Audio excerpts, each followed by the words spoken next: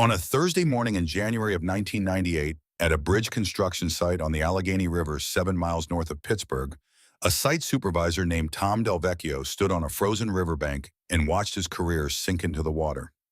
4 days earlier, a crane operator had been positioning a 60-foot steel girder when the crane's outrigger pad punched through what the soil engineers promised was stable ground. The crane tipped the boom, swung toward the river, and 80 tons of machinery went over the edge. Now the crane sat half submerged in 12 feet of freezing water, its counterweight above the surface like a drowning man's reaching hand, its boom buried 4 feet deep in river-bottom mud. The construction project was stopped. The bridge contract was in jeopardy, and Tom had no idea how to get the crane out. The river didn't care about deadlines. It didn't care about contracts or careers or the 40 men standing behind Tom with nothing to do but watch their jobs disappear into cold water. The river just kept moving steady and patient the way rivers always moved, taking what they could pull down and holding it until someone figured out how to pull it back. Tom Delvecchio was 52 years old. He'd spent 23 years building Delvecchio Construction from a two-man operation with a used backhoe into a company that employed 40 people and bid on bridge contracts worth millions. 23 years of 16-hour days and 7-day weeks. 23 years of putting everything he had into concrete and steel in the belief that if you worked hard enough and smart enough, you could build something that lasted. Now he stood on a frozen riverbank in January, watching 80 tons of his company's equipment sit in water cold enough to kill a man in minutes, and all those years felt like they were sinking right along with the crane. The morning air bit at his face with that particular kind of January cold that came off water and settled into bone. The kind of cold that made your teeth ache and your eyes water. The kind that reminded you that winter in Pittsburgh was serious business, that the rivers here had been cutting through rock for thousands of years and didn't care if you were standing on their banks having a bad week. Behind Tom, the construction site stretched out like a frozen battlefield. The steel framework of the bridge's eastern pier rose 30 feet into gray sky, stopped mid-build, waiting for the crane that sat submerged 100 feet from where Tom stood. Concrete barriers lined the access road, marking the path heavy equipment took from the staging area to the worksite. Equipment sat idle under tarps covered against the weather, but useless without the crane to lift in position. 40 men on payroll with nothing to do but wait and watch and wonder if they'd still have jobs by the end of the month. Tom knew most of them by name, knew which ones had kids in college and which ones were supporting elderly parents, knew who was a month behind on mortgage payments and who just bought a new truck he couldn't afford to lose, knew that when this company went under, and it would go under, if they couldn't recover the crane, 40 families would feel it. The crane operator, Jimmy Reese, stood near Tom, now silent and miserable. Jimmy was 38, had been operating cranes for Delvecchio Construction for 12 years. Good operator, careful. Not his fault the ground gave way. The soil engineers had marked that spot as stable, had done core samples, had certified the load-bearing capacity, had been wrong. "I'm sorry, Tom," Jimmy said, for probably the 20th time that morning. "I swear I positioned it exactly where they marked." "I know," Tom said. "This isn't on you, Jimmy." But Jimmy looked like a man who'd killed someone anyway. Looked like he hadn't slept since Monday, when he'd felt the crane tip and had jumped clear just before 80 tons of machinery went into the Allegheny River. Marcus Webb, Tom's site foreman, walked over. Marcus was 48, built like a fire hydrant, with hands like catcher's mitts and a face that had seen every kind of construction disaster there was. He'd been with Tom for 18 years, had helped build Delvecchio Construction from almost nothing into what it was now. "Glenn's coming at 2, Marcus said. His breath came out in white clouds. "Called 20 minutes ago. Says he needs to see the situation before he makes his determination. Glenn Wickham, the insurance adjuster. Coming to look at the crane in the river and declare it a total loss and send Tom's company a bill for equipment they no longer own but still owed $200,000 on. He's already made his determination," Tom said. "He's just coming to make it official." Marcus was quiet for a moment. Then, the Hartman crew tried again this morning. Tom had watched, had stood on this same spot 2 hours ago, and watched Hartman Recovery position their biggest crane, a 200-ton hydraulic monster that cost more than Tom's house. State-of-the-art, computer-controlled load management, automatic leveling, precise load sensors, the kind of equipment that made recovery work look easy when conditions were right. Conditions weren't right. Every time they tried to position the recovery crane close enough to get a proper pull angle on the submerged equipment, the outriggers started sinking into soft earth. Not fast, not dramatic, just slowly, steadily settling into ground that looked solid, but wasn't. Ground that had been softened by winter thaw and river seepage and the vibration from construction equipment over the past 3 months. The crane's weight, the very power that should have pulled the submerged equipment free, became its own enemy. They couldn't get close enough to the water to make the pull without risking putting a 200-ton recovery crane into the river next to the crane they were trying to save. Same result, Tom asked. Ground won't hold, Marcus confirmed. They tried approaching from 3 different angles. Every spot within working distance is too soft. Tom had known it would be. Had known it yesterday when Hartman first arrived. Had known it Tuesday when he'd walked the bank and felt the earth give under his boots. But he'd let them try anyway because what else could he do? You didn't give up just because something looked impossible. You tried. You kept trying until you ran out of options. He was running out of options. The diving company had sent men down Tuesday afternoon, professional salvage divers who specialized in equipment recovery. They'd gone into water that was 34 degrees, wearing dry suits and tethered to safety lines, and they'd spent 40 minutes assessing the situation while Tom stood on the bank and watched their bubbles break the surface. When they came up, their report wasn't encouraging. The crane's boom was buried 4 feet into river mud, not sitting on top of the mud, buried in it, driven down by the weight and the current, and 4 days of the river trying to pull it deeper. The boom had punched into the soft river bottom like a knife into butter, and now the mud had closed around it, creating suction that would fight any attempt to pull it free. The current was strong, not whitewater rapid strong, but steady and powerful the way big rivers moved. The Allegheny here was maybe 200 feet across and 12 feet deep at the submerged crane's location. All that water moving past created force. Force that pushed against anything trying to stay still. Force that would fight any recovery operation. Water temperature was holding at 34 degrees, cold enough that the divers could only work in short intervals before hypothermia became a risk. Cold enough that if anything went wrong, if someone ended up in that water without protection, they'd have maybe 15 minutes before the cold killed them. The crane sat at an angle boom pointing downstream, counterweight upstream. The weight of the boom was pulling the whole assembly toward the river bottom. The counterweight was the only thing keeping it from rolling over completely and disappearing into the mud. Rigging a lift would take a week minimum. That's what the dive supervisor had said. A week to get cables positioned, a week to build a stable platform for a recovery crane, a week of fighting current and cold and mud, and no guarantees, no promises that after a week of work and expense, they'd be able to pull the crane free. Tom didn't have a week.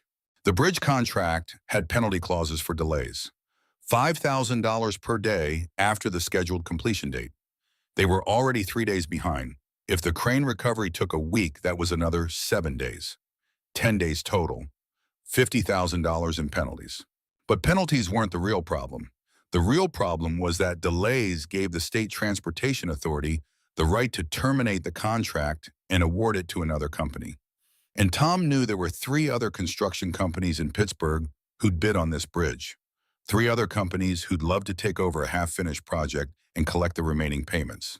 Losing this contract meant losing $2 million in revenue, meant having to lay off 30 of his 40 employees, meant probably having to close Del Vecchio construction entirely because the company couldn't survive losing that much money. 23 years of work. Gone. Tom's phone buzzed in his pocket.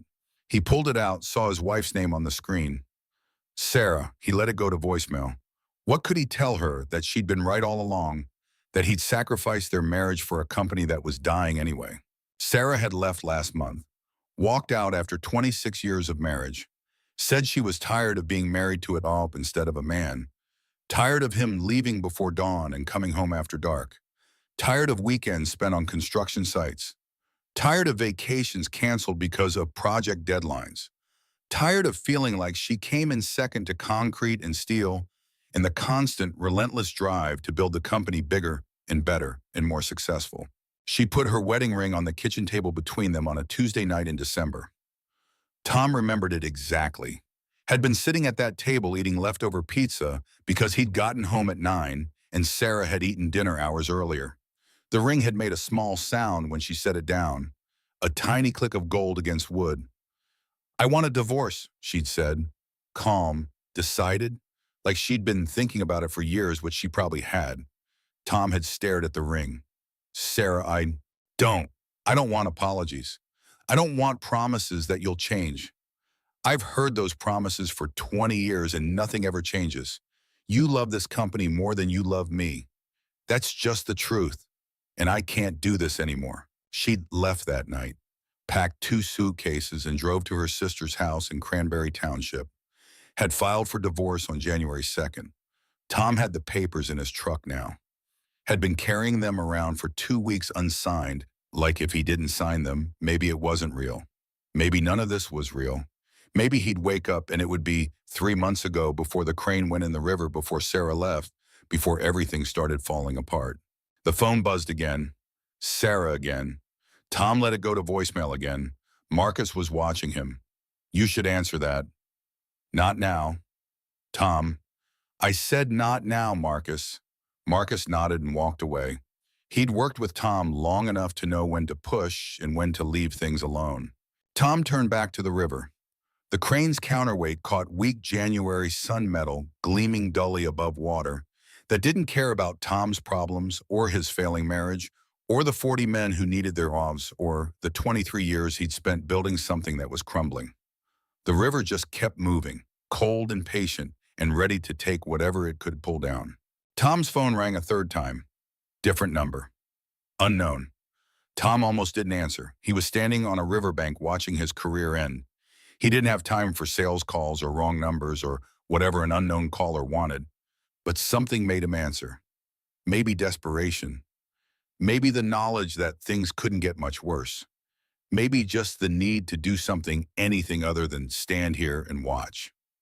"Delvecchio," he said. "Mr. Delvecchio." The voice was old, rough like gravel, worn smooth in places and sharp in others. The kind of voice that came from decades of breathing mill dust and shouting over the sound of machinery. The flat vowels of Pittsburgh's working neighborhoods, the kind of accent that was disappearing as the mills closed and the old-timers died off. "My name is Ed Kokalchik. I worked at Jones and Laughlin Steel for 42 years. I heard about your crane in the river." Tom closed his eyes, of course. Word had gotten around. Probably half of Pittsburgh had heard about the crane in the river by now. And here came someone calling to sell him recovery services he couldn't afford. "If you're calling to sell me equipment or services, I appreciate it, but I've already got Hartman Recovery here with everything they can throw at this, and it's not working. The ground won't support." "I'm not selling anything," the old voice interrupted. "I'm offering to help. I've got a wrecker, old one but built for this kind of work. If you want, I can bring it out and take a look." A wrecker. Tom opened his eyes and looked at the 200-ton Hartman crane sitting idle on the access road, at the recovery crew standing around with nothing to do because the ground wouldn't hold their equipment. "Sir, I appreciate the call, I do, but we've got Hartman Recovery here with a 200-ton hydraulic crane, and they can't position safely. The ground along the riverbank is too soft. Modern equipment can't get close enough to pull without risking—" "Your modern crane's too heavy," Ed said. Simple. Factual. Needs solid ground to anchor on. Big outriggers, lots of pressure on the small points. That ground's been soaked by river seepage and winter thaw. Can't handle point loads that big.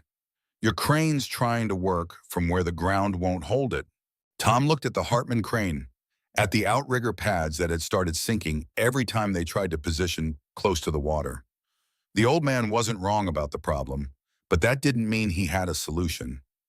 "Okay, so the ground's soft, that's the problem. How does having an older wrecker help?" "Mine's different," Ed said. "Lighter frame, spreads the load. Taller boom means I can work from farther back where the ground's stable. Don't need to get close to the water if the boom's tall enough to reach." "What kind of wrecker are we talking about?" "Autocar, 1948. Custom boom. My father built it for mill work and river recoveries." 1948. Tom did the math.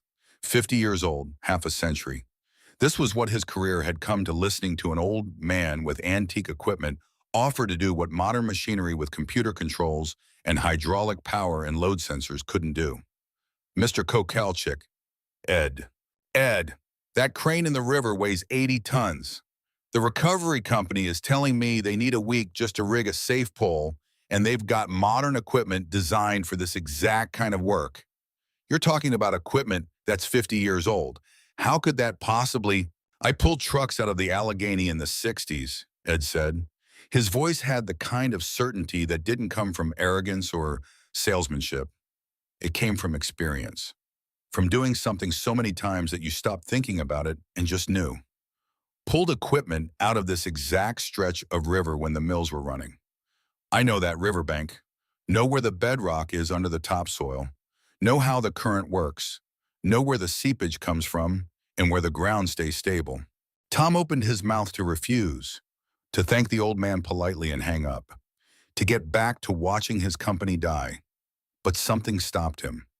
Maybe it was the certainty in Ed's voice. Maybe it was desperation.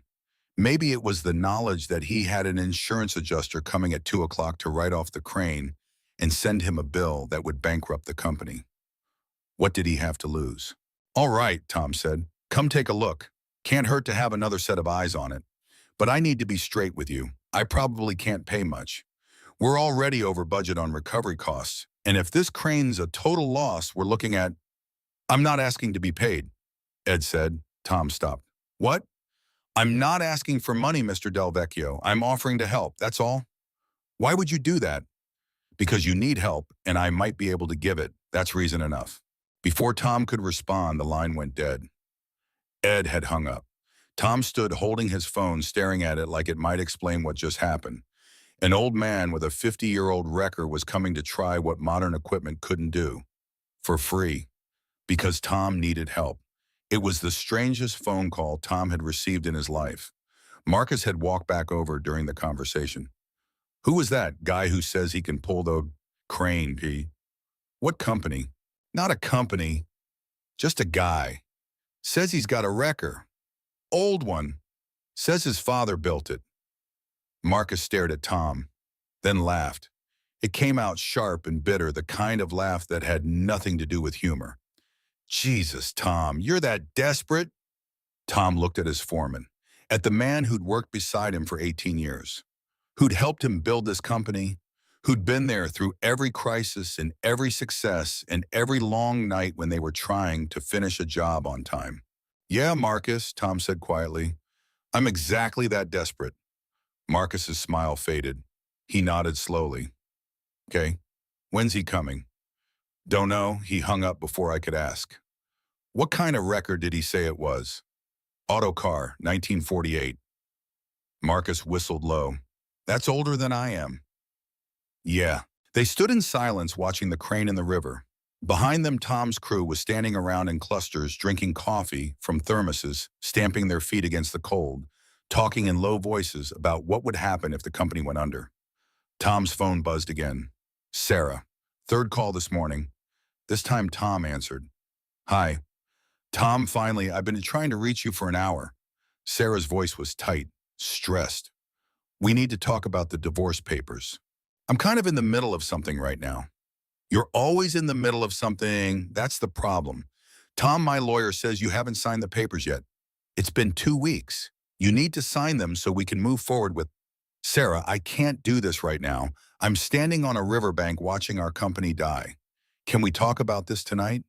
It's not our company. It's your company. That's the whole point. That's why I left. Tom closed his eyes. I know you're right. Can we please talk about this later? Silence on the line. Then Sarah said something that surprised him. Is it really that bad? The company... The crane's been in the river for 4 days. Recovery company can't pull wet. Insurance is coming this afternoon to declare it a total loss. If that happens, we lose the bridge contract and probably have to close. So yeah, it's that bad. More silence. Then softer. I'm sorry, Tom. Yeah, me too. Call me tonight. I will. Sarah hung up. Tom put his phone away and turned back to the river. The water kept moving, carrying pieces of ice downstream, flowing around the submerged crane like it had all the time in the world. Because it did have all the time in the world. Rivers didn't worry about deadlines or contracts or marriages falling apart. They just flowed, patient and relentless and absolutely certain that eventually everything ended up in their current. Tom wondered if the river would still be here after his company was gone, after his marriage was over, after everyone standing on this bank today had moved on to other deeds or other towns or other lives. Of course it would. Rivers outlasted everything. The sound of an engine made Tom turn. A truck was coming down the access road. Not one of the construction vehicles, not the Hartman equipment, something else, something old. Ed Kokalchik sat in his kitchen with the phone still warm in his hand and felt his heart do something it hadn't done in 7 years. It felt useful. 73 years old, and Ed had forgotten what that feeling was like. Not needed. Nobody needed a man his age for anything important anymore. The world had moved on to computers and modern machinery and young men who knew how to operate equipment Ed had never even seen. Nobody called an old mill worker for help with anything that mattered.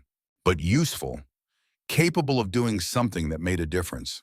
That was different. That was what Ed had felt when he'd heard Tom Del Vecchio's voice on the phone, heard the desperation underneath the professional tone, heard a man drowning and looking for something to grab onto. Ed could be that something. The auto car could be that something. The kitchen around him was small and neat, worn the way houses got when one person lived in them for decades. The same Formica table Stefan had built in 1962, its surface marked by years of use, a cigarette burned near one corner from a night in '73 when Ed had fallen into sleep reading the paper. The same wooden cabinets Mary had painted yellow in '79, 2 years before the cancer took her. The paint now faded and chipped, but still holding on. The same linoleum floor cream with blue flecks installed in '68, worn thin in front of the sink and stove. This house had been his and Mary's for 42 years. They'd bought it in 1966 with a VA loan, Ed having served 2 years in Korea before the steel mill. Small house, 1,200 square feet, 2 bedrooms, 1 bathroom, a kitchen barely big enough for the table, and a living room where the TV sat in one corner and Mary's reading chair sat in the other. Mary had died in that reading chair. November of '91. The cancer had eaten her down to nothing over 8 months, and at the end, she'd wanted to be in her chair with a view of the backyard where the maple tree turned colors in the fall.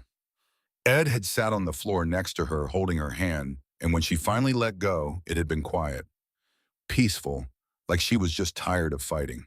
The house had felt enormous after that. Empty in a way Ed didn't know a house could feel. He'd kept everything exactly the way Mary had left it. Her chair still sat by the window. Her books still lined the shelf Ed had built for her 40th birthday. Her coffee mug, the one with the flowers she'd bought at a yard sale in '84, still sat in the cabinet next to Ed's. 7 years now. 7 years of living in a house built for 2 people, eating at a table built for family dinners that never happened anymore, sleeping on one side of a bed because the other side was Mary's and always would be. 7 years of being alone. The radio on the kitchen windowsill crackled with scanner traffic. Ed had bought a police scanner in '92, the year after Mary died. Had set it to scan emergency frequencies, fire department paramedics, construction companies. Listened to it every morning with his coffee. It made the house feel less empty. Voices talking about work that needed doing. Problems that needed solving. A world that kept moving even when your part of it had stopped.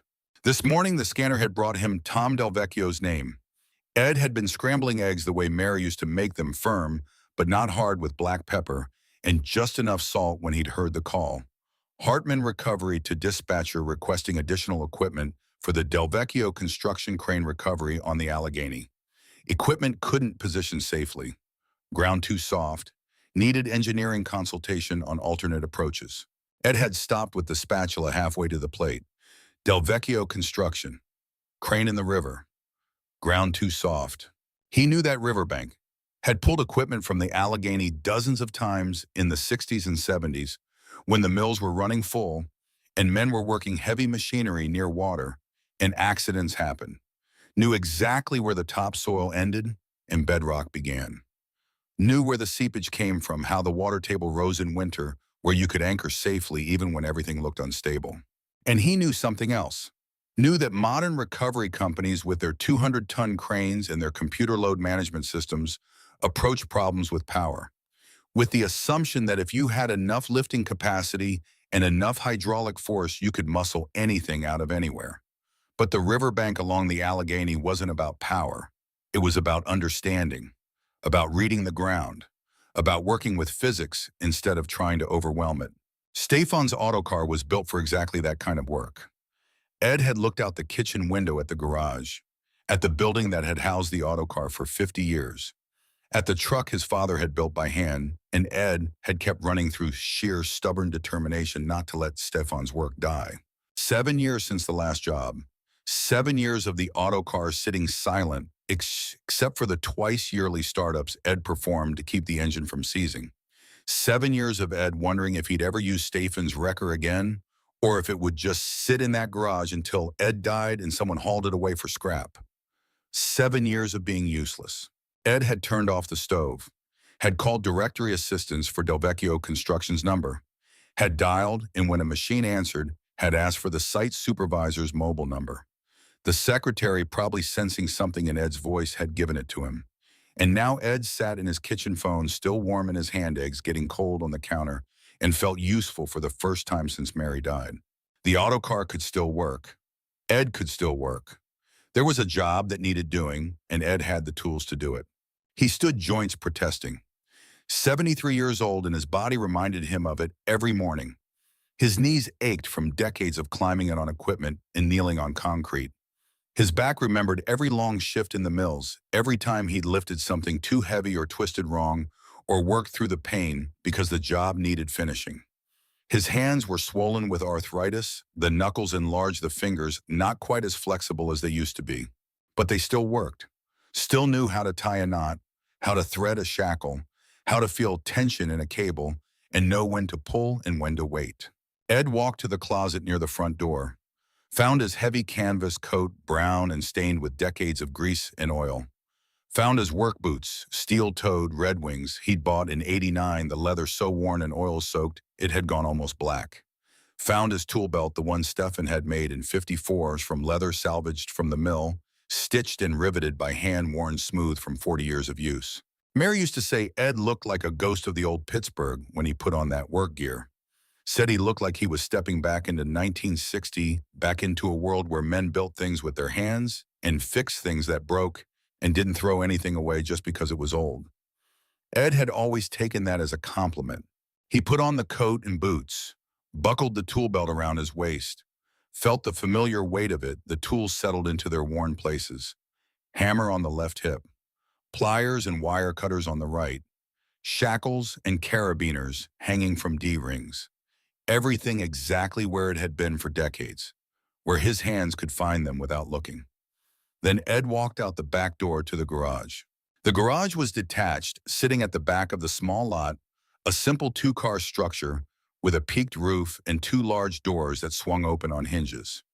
Stefan had built it in 1953, the same year Ed started at the mill. Built it specifically to house the autocar and have room to work on it. Ed pulled open the doors.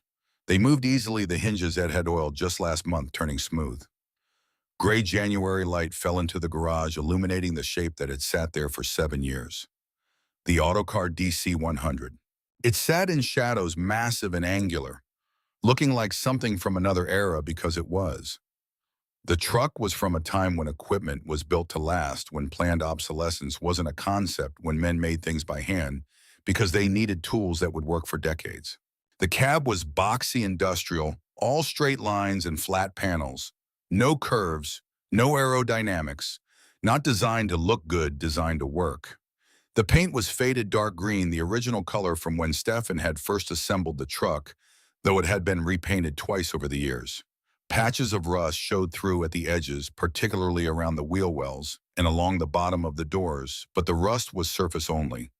The frame underneath was solid steel, heavy gauge, built to carry weight and take abuse. Behind the cab rose the boom, 24 feet of welded I-beam vertical like a flagpole or a radio tower. Stefan's design, Stefan's work. Ed walked around to look at it from the side the way he always did when he came to the garage. The boom was constructed from scrap steel Stephen had salvaged from the mill pieces cut and fitted and welded with the skill of a man who'd spent his life working metal. The welds were clean, perfect really, smooth beads laid down with steady hands and an eye for precision. Stefan had been a welder at J&L Steel for 30 years before he retired, had learned the trade in Poland before the war had brought that knowledge to America in 1938 when he'd fled with nothing but the clothes on his back and the skills in his head. Those wells had held for 50 years, would hold for 50 more if anyone kept the truck running that long. Ed walked slowly around the auto car, checking everything the way he always did. Tires first. They were old, the rubber cracking slightly, but they held air and the tread was still good. These weren't highway tires. These were industrial tires, solid and thick, designed for slow work on rough ground. Ed kept them inflated to exactly 40 pounds. Stefan had taught him that. 40 pounds for stability without sacrificing grip. Frame rails next. Ed knelt his knees, protesting, and looked underneath. The steel was solid, heavy gauge, no cracks, no serious corrosion. Just surface rust in places, the kind that showed the metal had been worked hard but was still strong. Stefan had reinforced these rails when he'd built the boom, had added cross bracing and gussets, because he knew the stress of heavy pulls would try to twist the frame. The boom itself Ed saved for last. He stood in front of it looking up at the 24 feet of I-beam that made Stefan's design unique. Most recovery trucks used hydraulic booms that extended and retracted, that could change angle and length. Flexible, adaptable, modern. Stefan's boom was fixed. Couldn't move, or couldn't change angle, just stood there vertical 24 feet tall, which was exactly why it worked. A fixed boom meant all the engineering was simple. No hydraulic cylinders to fail, no pivot points to maintain, no complicated angles to calculate. The boom stood straight up and the cable ran over a pulley at the top, and that was it. Simple, reliable, impossible to break.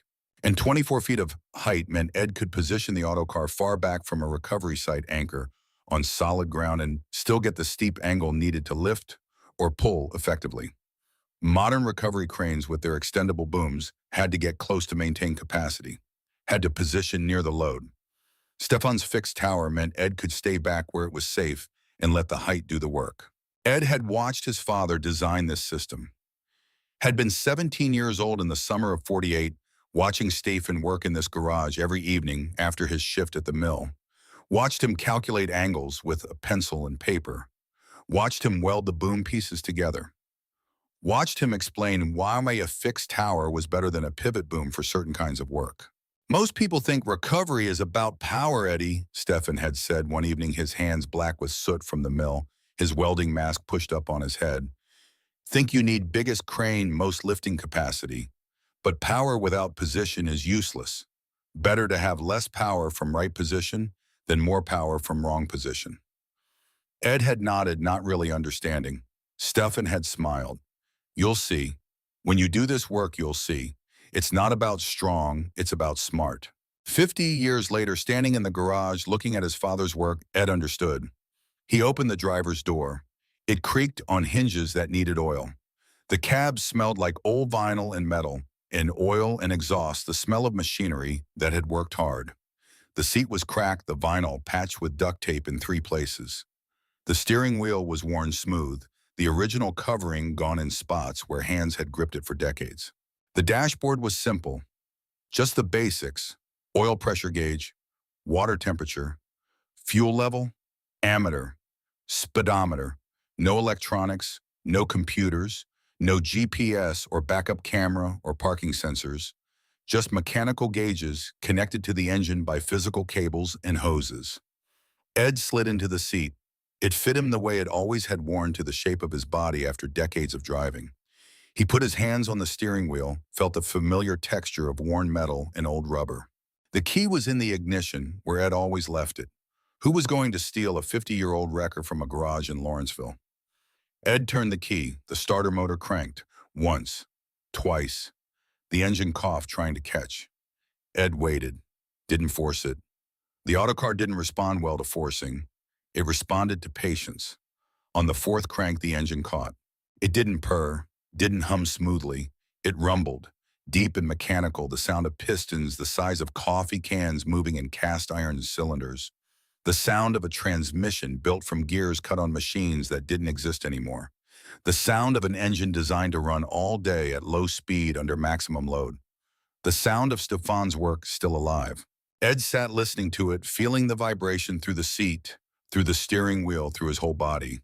The autocar had been silent for 7 years, except for the brief startups twice a year to keep it alive. Now it was running for real. Running because there was work to do. Ed let it warm up. The temperature gauge crept slowly upward. The oil pressure gauge settled at 40 pounds. Everything normal, everything working exactly the way it should. Behind the cab, Ed could hear the slight creak and groan of the boom settling as the truck warmed. Metal expanding, settling into working position, getting ready. Ed shifted into reverse, released the parking brake, and backed the autocar out of the garage into gray January daylight. The truck moved slowly.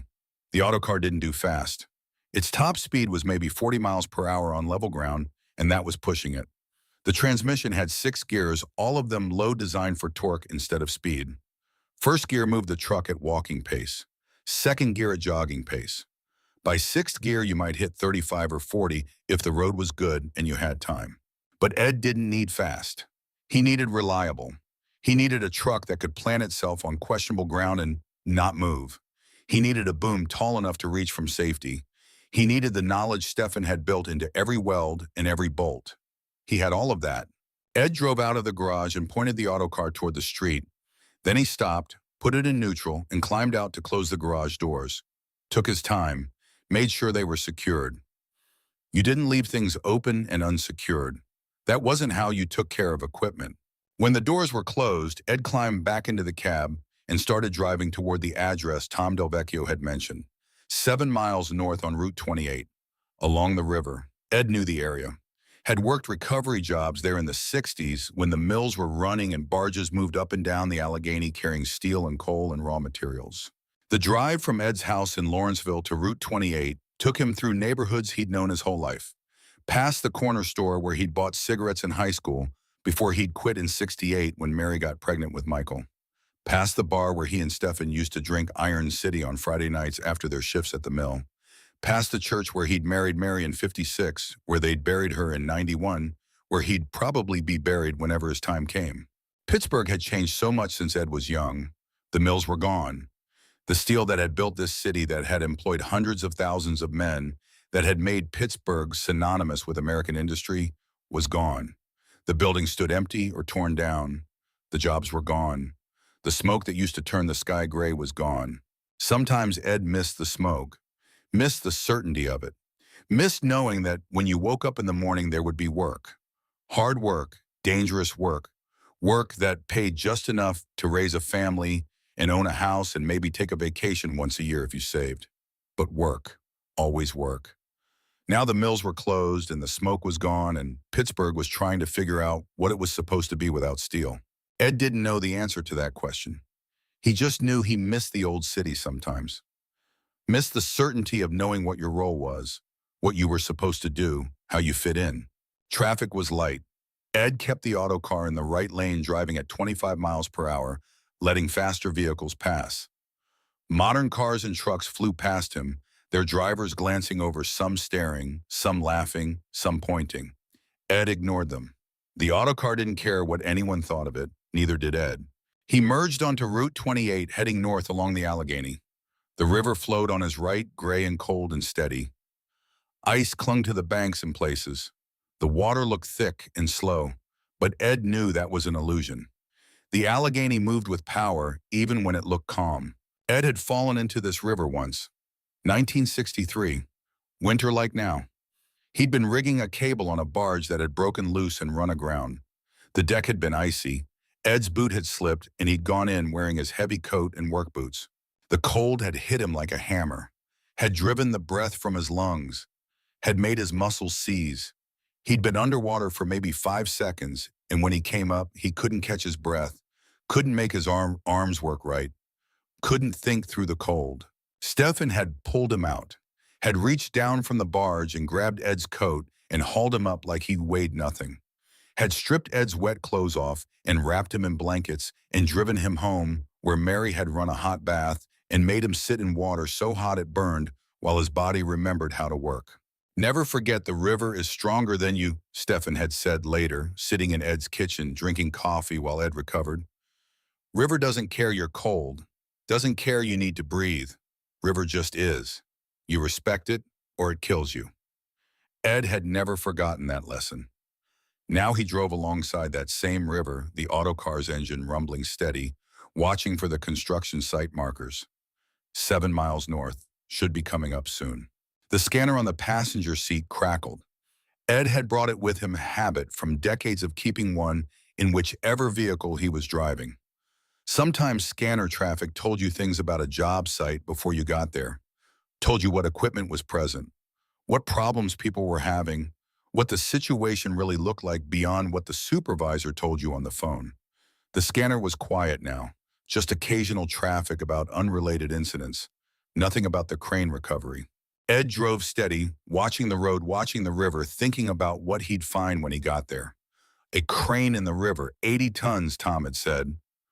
Boom buried in mud. Recovery company can't position close enough to pull. Ed had pulled equipment from worse situations. Had pulled a coal truck from a collapsed mine shaft in '67, working from 200 feet back, using the autocar's boom height to reach.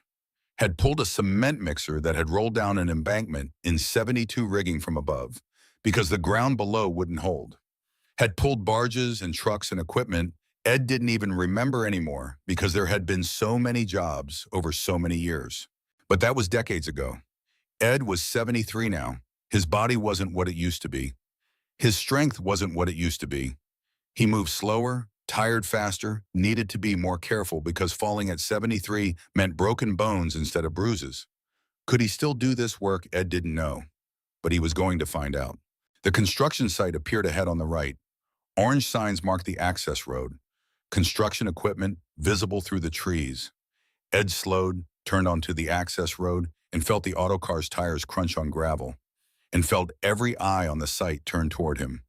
The autocar rumbled down the access road like a ghost from another era, and every person on the Del Vecchio construction site stopped what they were doing and stared.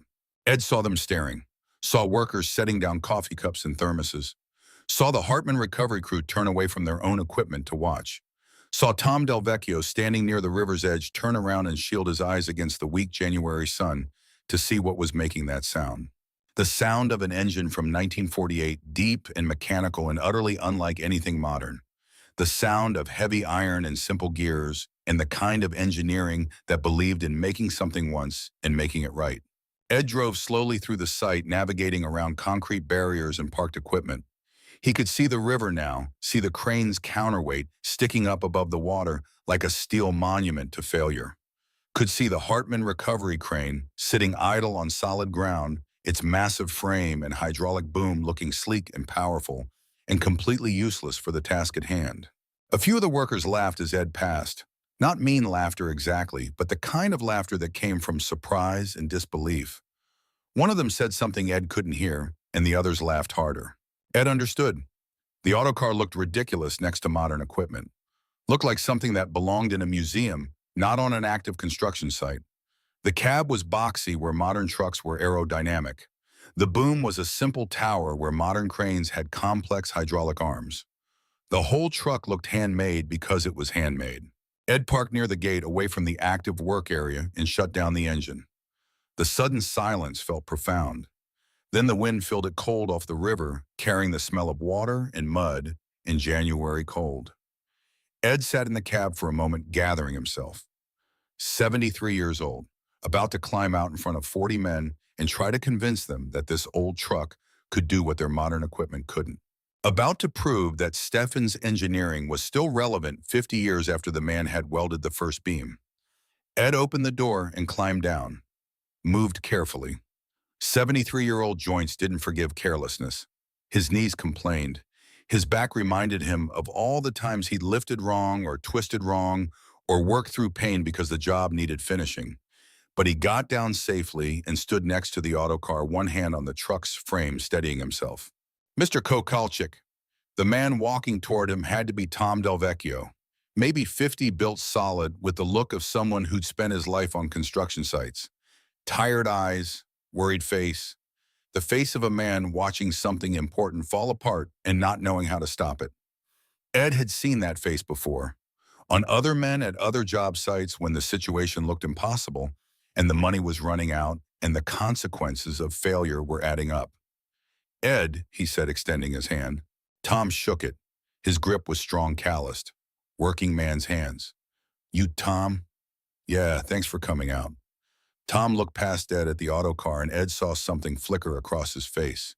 Not quite doubt, not quite hope, something in between. That's your truck. That's her. 1948 Autocar DC-100. My father built the boom and recovery system in 48 through 50. Been running ever since. Tom walked around the autocar, slowly studying it. Ed let him look. Better to let people see what they were dealing with than try to convince them with words. It's a custom build, Tom asked, looking at the boom welds. Every bit of it. My father bought a bare chassis from Autocar Company. Built everything else by hand. Boom winch system, frame reinforcements. Took him 2 years working nights and weekends. Why? Ed looked at Tom. Because working men needed help and couldn't afford what recovery companies charged. My father was a steel worker. Saw too many guys lose trucks or equipment because they couldn't pay for recovery. Figured he could build something to help. Tom nodded slowly. Then he looked at Ed, really looked, taking in the 73 years, the work-worn hands, the way Ed moved like a man whose body remembered decades of hard labor.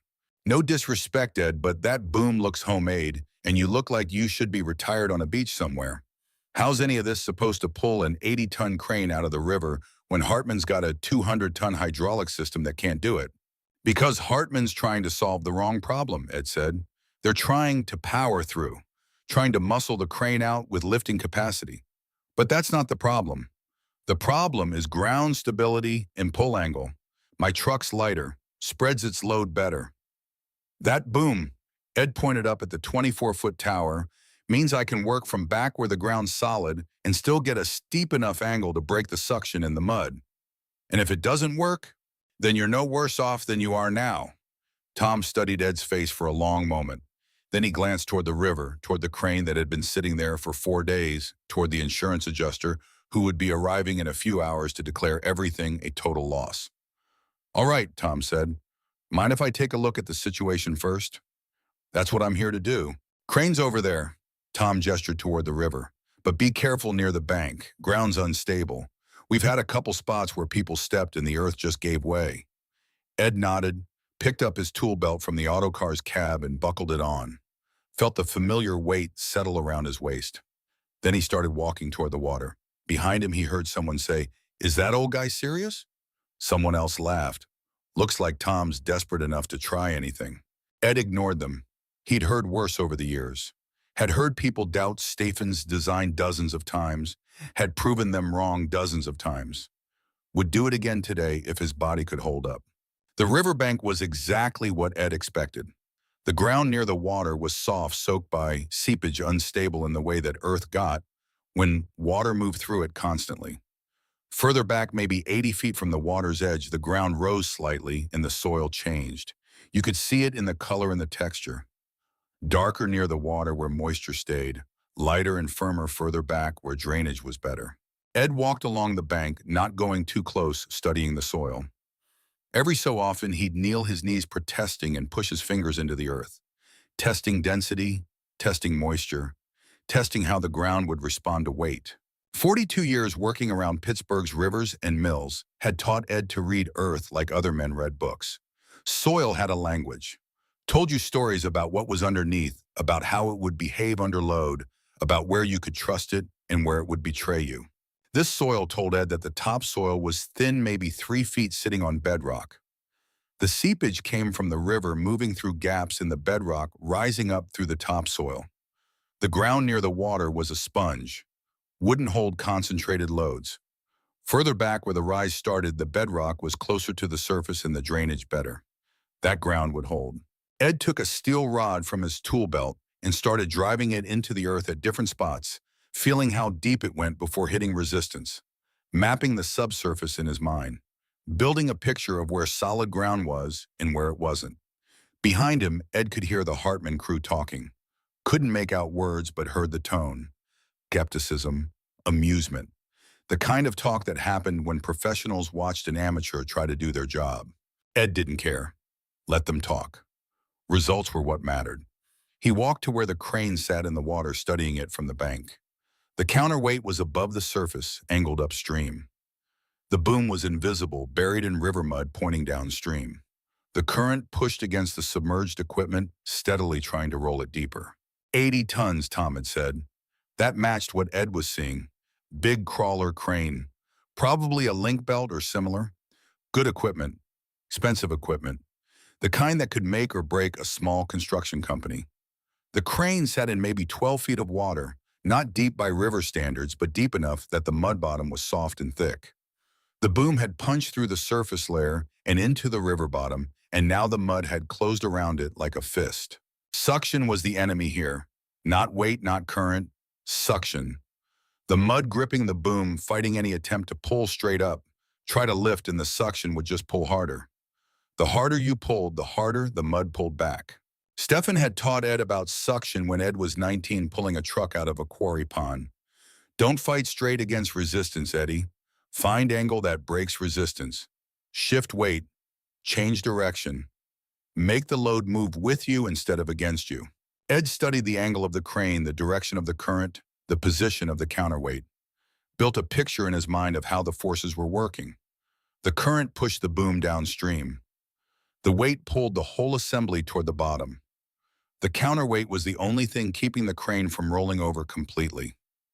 To pull this out, Ed would need to do three things. First, break the suction. Not with brute force, but with angle and steady pressure. Pull upward and forward simultaneously, not trying to lift the crane, but trying to shift it. Trying to roll it slightly, change its position, let water flow into the gap where mud was gripping. Second, use the current instead of fighting it. The current wanted to push the boom downstream. Let it. Use that force. Pull from an angle that let the current help instead of hinder. Third, be patient. This wasn't a job you could rush. Rush and the cable broke, or the truck tipped, or something went wrong. Slow and steady. Let physics work. Let time work. Ed could do this. The autocar could do this. But first he needed to rig it right. Ed walked back from the river's edge, studying the ground, looking for the spot where he'd positioned the autocar. Found it 80 feet back from the water on the slight rise where the soil was firmer and drier. Drove his steel rod into the earth. Hit resistance at 4 feet, bedrock, solid. This was the spot.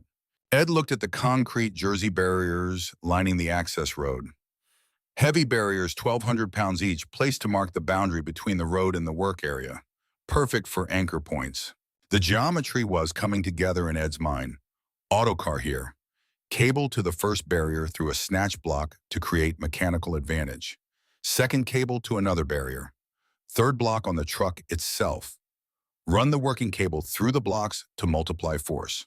Position everything so the final pull came from an angle that would break suction and let the current help. 24 feet of boom height meant the cable would run at a steep angle even from 80 feet back. Steep angle meant less horizontal force, more vertical lift. That was what you wanted when pulling from mud. Straight horizontal pull just dragged the crane through mud, fighting all the way. Angled pull lifted and shifted simultaneously, breaking the grip. Ed walked back toward Tom, who was standing with his foreman and 3 other men, all of them watching Ed with expressions that ranged from curious to openly skeptical. "I can pull it," Ed said. One of the men, younger, maybe 40, wearing a Hartman recovery jacket, laughed. "Sir, no offense, but we've been trying to pull that crane for 4 days with equipment that makes your truck look like a toy. If we can't do it, I don't see how you can." "What's your name?" Ed asked. "Derek Hammond. I'm the senior engineer with Hartman, and I'm telling you the physics don't work. That crane weighs 80 tons. Your truck weighs maybe 10, maybe 12 tons at most. Even with perfect mechanical advantage, you're trying to pull 8 times your own weight across soft ground and through river mud. The math says no." "Math's not the problem," Ed said. "Approach is. You're trying to deadlift 80 tons, trying to power through, But power's not the answer here. Position is, angle is. Understanding how the weight's distributed and how the mud's holding and where the forces are working. That's what engineering is. Derek said, his tone patient but dismissive. That's what we do. We calculate load forces, we model the stresses, we design recovery systems based on proven principles. What you're describing is guesswork. It's not guesswork if you've done it 50 times. When, Derek challenged, when did you last do this kind of work? 1991, Ed admitted. 7 years ago, cement truck through ice on a quarry pond. 7 years, Derek repeated. He looked at Tom. Tom, with all respect, this man hasn't done recovery work in 7 years. His equipment is 50 years old, and he's suggesting an approach that violates basic engineering principles. I can't recommend that you let him try. Tom looked at Ed, then at Derek, then at the crane in the river. What have we got to lose? The crane could sink deeper. The mud could shift. We could end up with a total loss that's unsalvageable instead of just difficult. The insurance company's coming at 2 to declare it a total loss anyway, Tom said. So if Ed makes it worse, we're no worse off than we're going to be in 4 hours. Derek shook his head but said nothing. Tom looked at Ed. What do you need? Time to rig properly. 2 hours, maybe 3. Access to those concrete barriers for anchor points. And for everyone to stay back while I work. Can't have people standing around close. If something breaks loose, I need clear space. You got it. Tom turned to his crew. Everyone here that give Ed room to work. Nobody goes near the recovery area unless he asks for help. The crew nodded, though Ed could see doubt on most of their faces.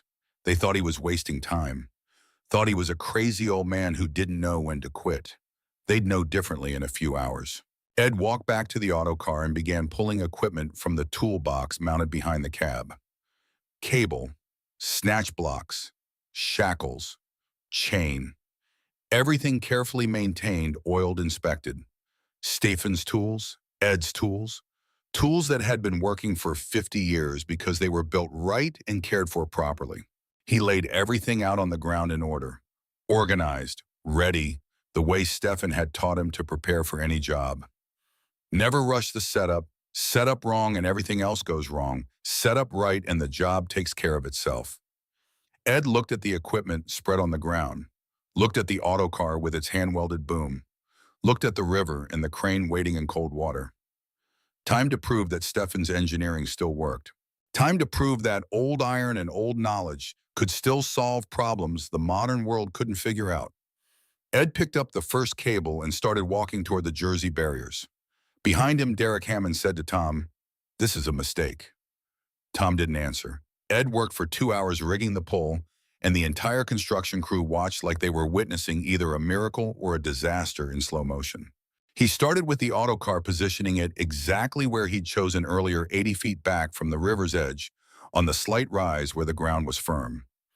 Ed drove the truck forward and back several times, feeling how the earth responded to its weight. The ground settled slightly, but held. The tires didn't sink. The frame stayed level. Good. Ed engaged the parking brake, shut down the engine, and climbed out. Checked the ground around each tire. Still solid. The auto car weighed 20,000 pounds, and that weight was distributed across 8 tires, each one wide and industrial. 2,500 pounds per tire. Not enough point pressure to sink into this ground. Modern recovery cranes used outriggers, massive hydraulic pads that extended from the chassis to create a stable platform. Those pads concentrated enormous weight onto 4 small points. In soft ground, those points sank. The autocar didn't have outriggers, didn't need them. The truck itself was the platform, and its weight spread across enough area that even soft ground could hold it. That was part of Stephen's design. No outriggers to sink, no complicated stabilization system, just a heavy truck on good tires relying on basic physics instead of hydraulic complexity. Ed walked to the first Jersey barrier, the one position closest to his pull line. The barrier was massive concrete and steel, 1,200 pounds of dead weight sitting on the ground. Ed pulled a heavy-duty snatch block from his tool belt, a pulley system and a steel frame designed to redirect cable while maintaining tension. The block was decades old, but well-maintained. The sheave turned smoothly when Ed spun it with his hand. The frame showed no cracks. He secured the snatch block to the barrier using a chain and shackle wrapping the chain around the barrier's base, threading it through the block's anchor point, closing it with the shackle. Pulled hard on the chain to test the connection. The barrier didn't move. The chain didn't slip. The shackle held. Good. Ed walked to the second barrier 30 feet further along the access road and repeated the process. Another snatch block, another chain, another shackle. Everything checked twice. The geometry was important. The two barriers formed anchor points that would redirect his cable, creating mechanical advantage. One cable from the autocar's winch would run through these blocks, doubling back on itself, so that pulling 1 foot of cable actually moved the load 2 feet. With 3 blocks total, including one fixed to the autocar's frame, Ed would have 3-to-1 mechanical advantage. That meant the autocar's 10-ton winch capacity effectively became 30 tons of pulling force. Not enough to lift the crane directly, but enough to shift it, to break suction, to coax it into moving. Ed walked back to the autocar and opened the winch housing. The drum sat horizontally behind the cab, driven by a power takeoff from the transmission. Stefan's design used mechanical gears, not hydraulics. Turn the transmission engagement and engine power transferred through a series of reduction gears to the winch drum. Slow speed, enormous torque. The drum held 200 feet of cable, half-inch steel wire rope wound tight and neat. Ed pulled the free end and began walking it toward his anchor points. The cable was heavy, maybe a pound per foot, stiff from age and oil, but still flexible enough to work properly. Ed checked it as he walked, running it through his hands, feeling for broken strands or weak spots. Found none. The cable was good. Ed threaded the cable through the first snatch block, redirecting it 90 degrees. Then through the second block, redirecting it again. The cable now ran from the autocar through 2 anchored blocks and back toward the truck, where Ed secured it to a third block mounted on the autocar's frame itself. Now the working end of the cable ran free, pointing toward the river, ready to connect to the crane. Ed looked at the geometry. The cable ran 80 feet from the autocar to the water's edge, but because of the blocks and redirections pulling, that cable would create forces multiplied by 3.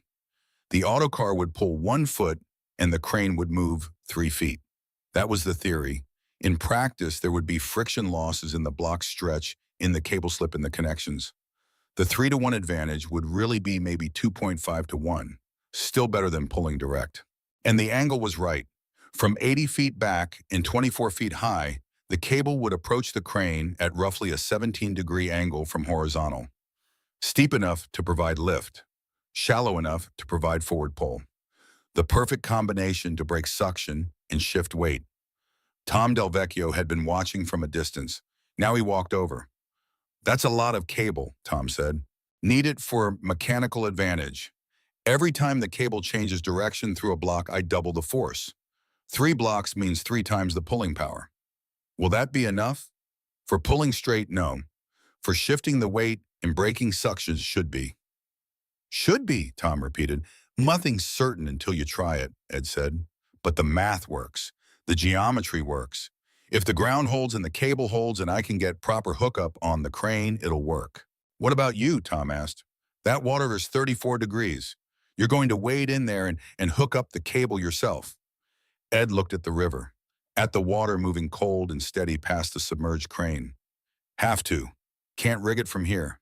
Someone needs to go in and find the right attachment point on the crane. Has to be the right point or the pull won't work properly." "Ed, you're 73 years old. That water could kill you." "Could kill anyone," Ed agreed. "But I know what I'm looking for. Know where to attach. Someone else goes in, they might hook it wrong, might not understand the angles. Rather do it myself and know it's right." Tom looked like he wanted to argue, but what could he say? Ed was right. You couldn't rig a recovery from a distance. Someone had to get wet. "How long will you be in the water?" Tom asked. 5 minutes, maybe 10. Long enough to swim out, find the hook point, secure the shackle, swim back. "You're not swimming," Tom said firmly. "We've got chest waders. You'll wade in with a safety line. My crew will be on the bank holding the line. If you go under or start having trouble, they pull you out immediately." Ed nodded. That was reasonable. "All right. And if you start feeling too cold, you come out.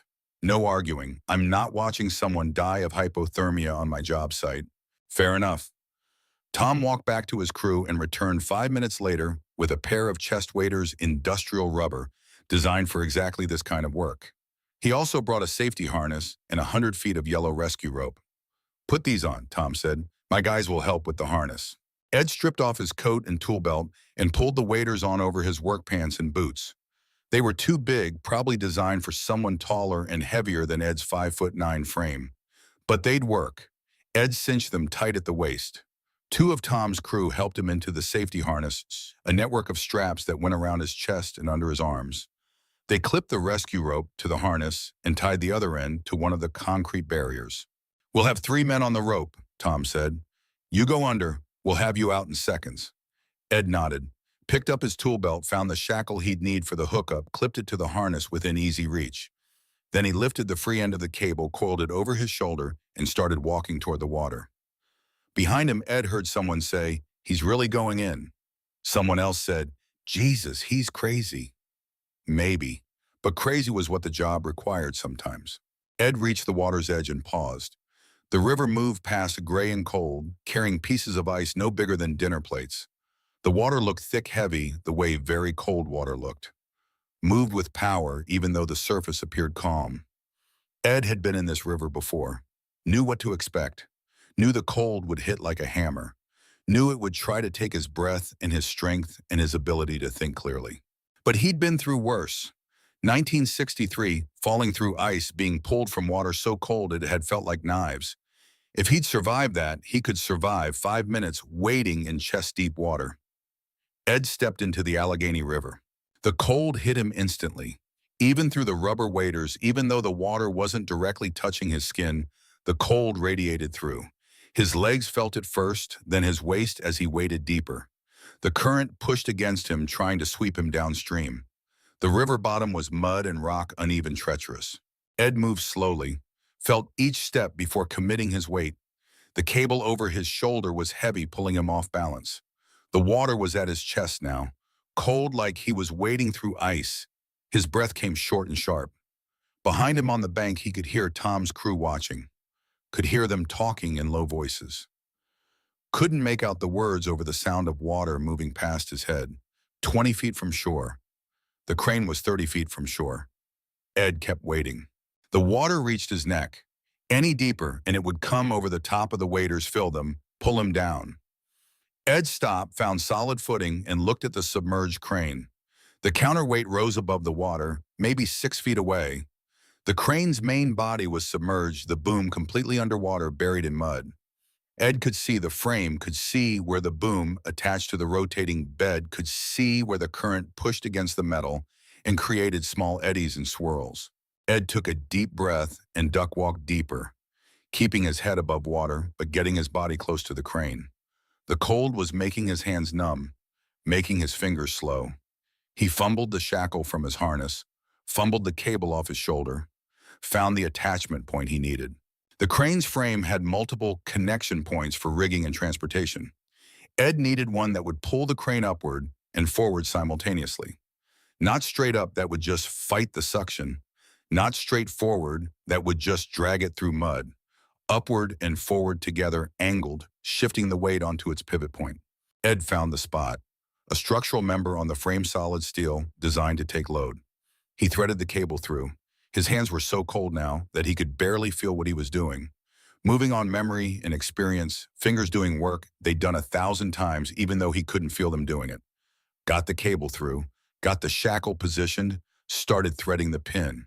His fingers slipped. The pin dropped. Ed watched it fall toward the water, grabbed for it, caught it somehow, even though his hands felt like blocks of wood. Tried again. Got the pin started. Threaded it home. Tightened it as much as his numb hands could manage. Pulled on the connection.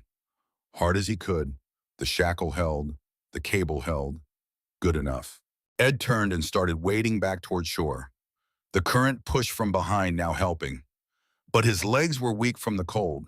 His whole body was shaking. The bank looked very far away, even though it was only 30 feet. Ed kept moving. One step, another step. His feet found rocks, found mud, found bottom. 20 feet from shore, 15 feet, his legs gave out.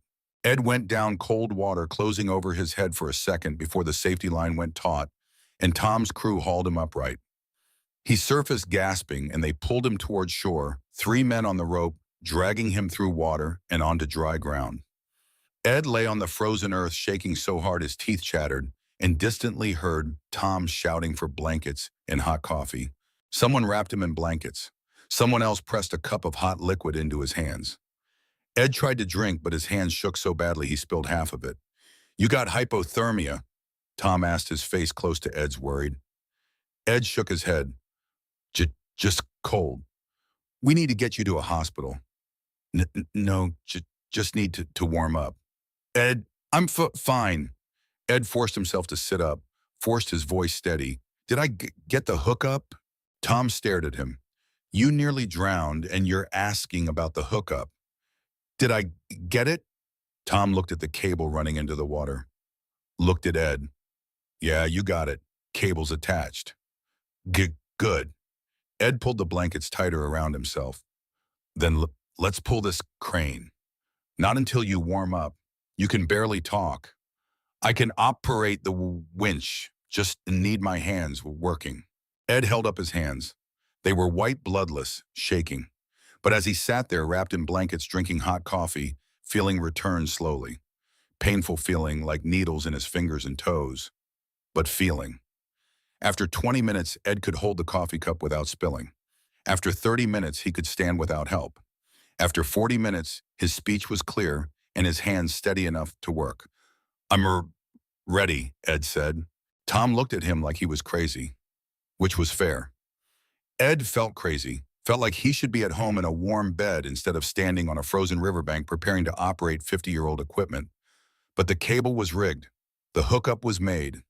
The geometry was right. Time to pull. Ed walked to the auto car, still wrapped in one blanket over his shoulders, climbed into the cab, started the engine. It caught immediately, rumbled to life, settled into its familiar rhythm. Ed engaged the power takeoff for the winch, heard the gears mesh, felt the vibration change as power transferred from the engine to the winch drum, put his hand on the winch control lever. Tom appeared at the driver's window. "You sure about this?" "No," Ed said honestly, "but it's worth trying." Tom nodded, stepped back, raised his hand to his crew. "Everyone clear the recovery area. Give the truck room." The crew moved back. Even Derek Hammond, who'd been standing with his arms crossed, backed up to safe distance. Ed looked at the cable running from the auto car through the snatch blocks toward the water. Looked at the crane's counterweight visible above the surface. Thought about Stefan building this truck, building this boom, designing this system 70 years ago because he believed in helping people who needed help. "All right, Pa," Ed said quietly. "Let's see if it still works." He pulled the winch control lever. The drum began to turn. The sound was deep and mechanical, the kind of sound that came from gears as big as dinner plates, meshing with other gears, transferring power through solid steel instead of hydraulic fluid. Slow, steady, relentless. The cable went taut. For 30 seconds, nothing visible happened. The cable stretched slightly, taking up slack, distributing tension through the system. The snatch blocks creaked as the cable pulled against them. The autocar's frame groaned as forces transferred through its structure. Then the crane moved, not much, just a tiny shift, the slightest tilting of the counterweight, but it moved. Ed held steady pressure on the winch control. Didn't try to force it, didn't try to rush, just maintained constant tension, letting the forces work, letting physics do what mathematics said it should do. The cable stretched tighter. The autocar's boom swayed slightly under load. Ed felt the truck settle deeper into the ground as its tires compressed, but they didn't sink. The ground held. The crane shifted again, more this time. The counterweight tilted noticeably as the boom underneath began to break free from the mud's grip. Ed heard the sound from the river, a deep, wet, sucking sound. The sound of mud releasing its hold. The sound of 80 tons of steel beginning to move after 4 days of being stuck. "Holy shit," someone said from the crew. "It's moving." Ed kept the winch turning. Slow, steady. The cable moved at walking pace, maybe 2 feet per minute, but it moved continuously. Never stopped, never jerked. Just steady pressure, breaking suction, shifting weight, coaxing the crane to move with the pull instead of fighting it. 5 minutes later, the boom broke completely free from the mud. The sound was like a massive cork being pulled from a bottle. The crane lurched forward in the water. The counterweight rose higher as the whole assembly pivoted on its underwater tracks. 10 minutes later, the crane was moving steadily through the water toward shore, being pulled by a wrecker that weighed 1/8 as much. 15 minutes later, the crane reached shallow water. Its tracks found bottom. It began to crawl up the bank under its own weight, guided by the cable pulled by the autocar's steady winch. 20 minutes later, the crane sat on dry land, dripping river water, covered in mud, but out. Ed shut down the winch, set the brake, cut the engine, climbed out of the autocar. His whole body hurt. His back screamed. His legs were weak from the cold and the stress. His hands barely worked. But the crane was out. Tom Delvecchio stood staring at the crane, then at the autocar, then at Ed. "You did it," Tom said quietly. "Jesus Christ, you actually did it." Ed nodded, too tired to speak. He walked to the cable and began disconnecting the shackle from the crane. His hands shook, but he managed it. Began coiling the cable, working slowly, methodically, the way Stefan had taught him. Never leave equipment rigged after a due. Always put it away properly. Cable gets kinked, it weakens. Gets weak, it breaks when you need it. Tom walked over. "Ed, stop. Let my crew handle that." "My cable," Ed said. "My responsibility." "Ed, you're shaking. You just pulled a crane out of a river and you're barely standing. Please, let my guys help." Ed looked at Tom, saw genuine concern there, saw respect. "All right," Ed said finally. Tom called over 2 of his crew members. "Help him coil this cable. He'll tell you how. Do exactly what he says." The 2 men came over, young guys, maybe 30. They looked at Ed with something like awe. "Show us how," one of them said. Ed showed them how to coil without kinking, how to check for damage as you coiled, how to store it so it would be ready next time. When the cable was coiled and secured in the autocar's toolbox, when the shackles and blocks were stowed, when everything was put away properly, Ed stood next to the truck and finally let himself feel how exhausted he was. 73 years old. Just pulled 80 tons of crane out of a river. His body was done. Tom appeared next to him with a thermos. "Coffee, hot, drink it." Ed took the thermos in hands that could barely grip and drank. The coffee was hot enough to burn. It felt like salvation. "How much do I owe you?" Tom asked. "Nothing." "Ed, you just saved us $500,000. Maybe saved my company. I have to pay you something." "You don't owe me anything. Your crane's out. That's enough." "Why would you do this for free?" Ed looked at the autocar, at the boom Stefan had welded by hand, at the truck that had been built to help people, at the work that had made Ed feel useful again for the first time in 7 years. "My father built this truck to help people," Ed said. "Steel workers mostly. Men who couldn't afford the fancy recovery companies. He never charged much. Sometimes didn't charge at all. He said helping people was what the truck was for." Ed looked at Tom. "That's still what it's for." Tom pulled out his wallet, took out every bill in it, maybe $300. "At least take this. Gas money. Your time. Sausage coin." Ed shook his head. "Keep it. Buy your crew lunch. They've had a rough week." Tom stood there holding the money, looking like he didn't know what to say. "I won't forget this," Tom finally managed. Ed nodded, climbed back into the autocar. His body protested every movement. The engine cough caught, settled into its rumbling idle. Ed put it in gear and began driving away from the construction site. Drove at 25 miles per hour, the boom swaying slightly, while Tom's crew stood and watched him go. In the autocar's side mirror, Ed could see them. Could see Derek Hammond standing next to the Hartman recovery equipment, staring. Could see Tom with his crew talking animatedly. Could see the crane sitting on dry land, mud dripping from its frame. Ed drove home slowly, following a Route 28 south along the river, and for the first time in 7 years, he felt like he'd done something that mattered. Felt like Stefan would have been proud. Felt like maybe being 73 years old didn't mean being useless after all. The autocar rumbled through Pittsburgh streets, and Ed Kokalchik drove it home to the garage where his father had built it 50 years ago, where it would wait until the next time someone needed help. because that's what it was for. Ed drove home with his body aching and his hands still numb from the cold water, and the feeling that he'd just stepped back into a life he thought was over. The autocar's heater worked, barely pushing warm air into the cab that did little against the bone-deep chill from 20 minutes in the Allegheny River. But Ed barely noticed the cold anymore. His mind was replaying the pull, the moment when the cable went taut and the crane shifted, the sound of mud releasing its grip. Replaying the look on Tom Delvecchio's face when 80 tons of steel had crawled out of the water, pulled by equipment everyone thought was too old to matter. The drive back took 40 minutes at the autocar's maximum comfortable speed of 30 miles per hour. Ed stayed in the right lane, let faster traffic pass, ignored the stares and the occasional horn from drivers who couldn't understand why anyone would drive something so slow on a modern road.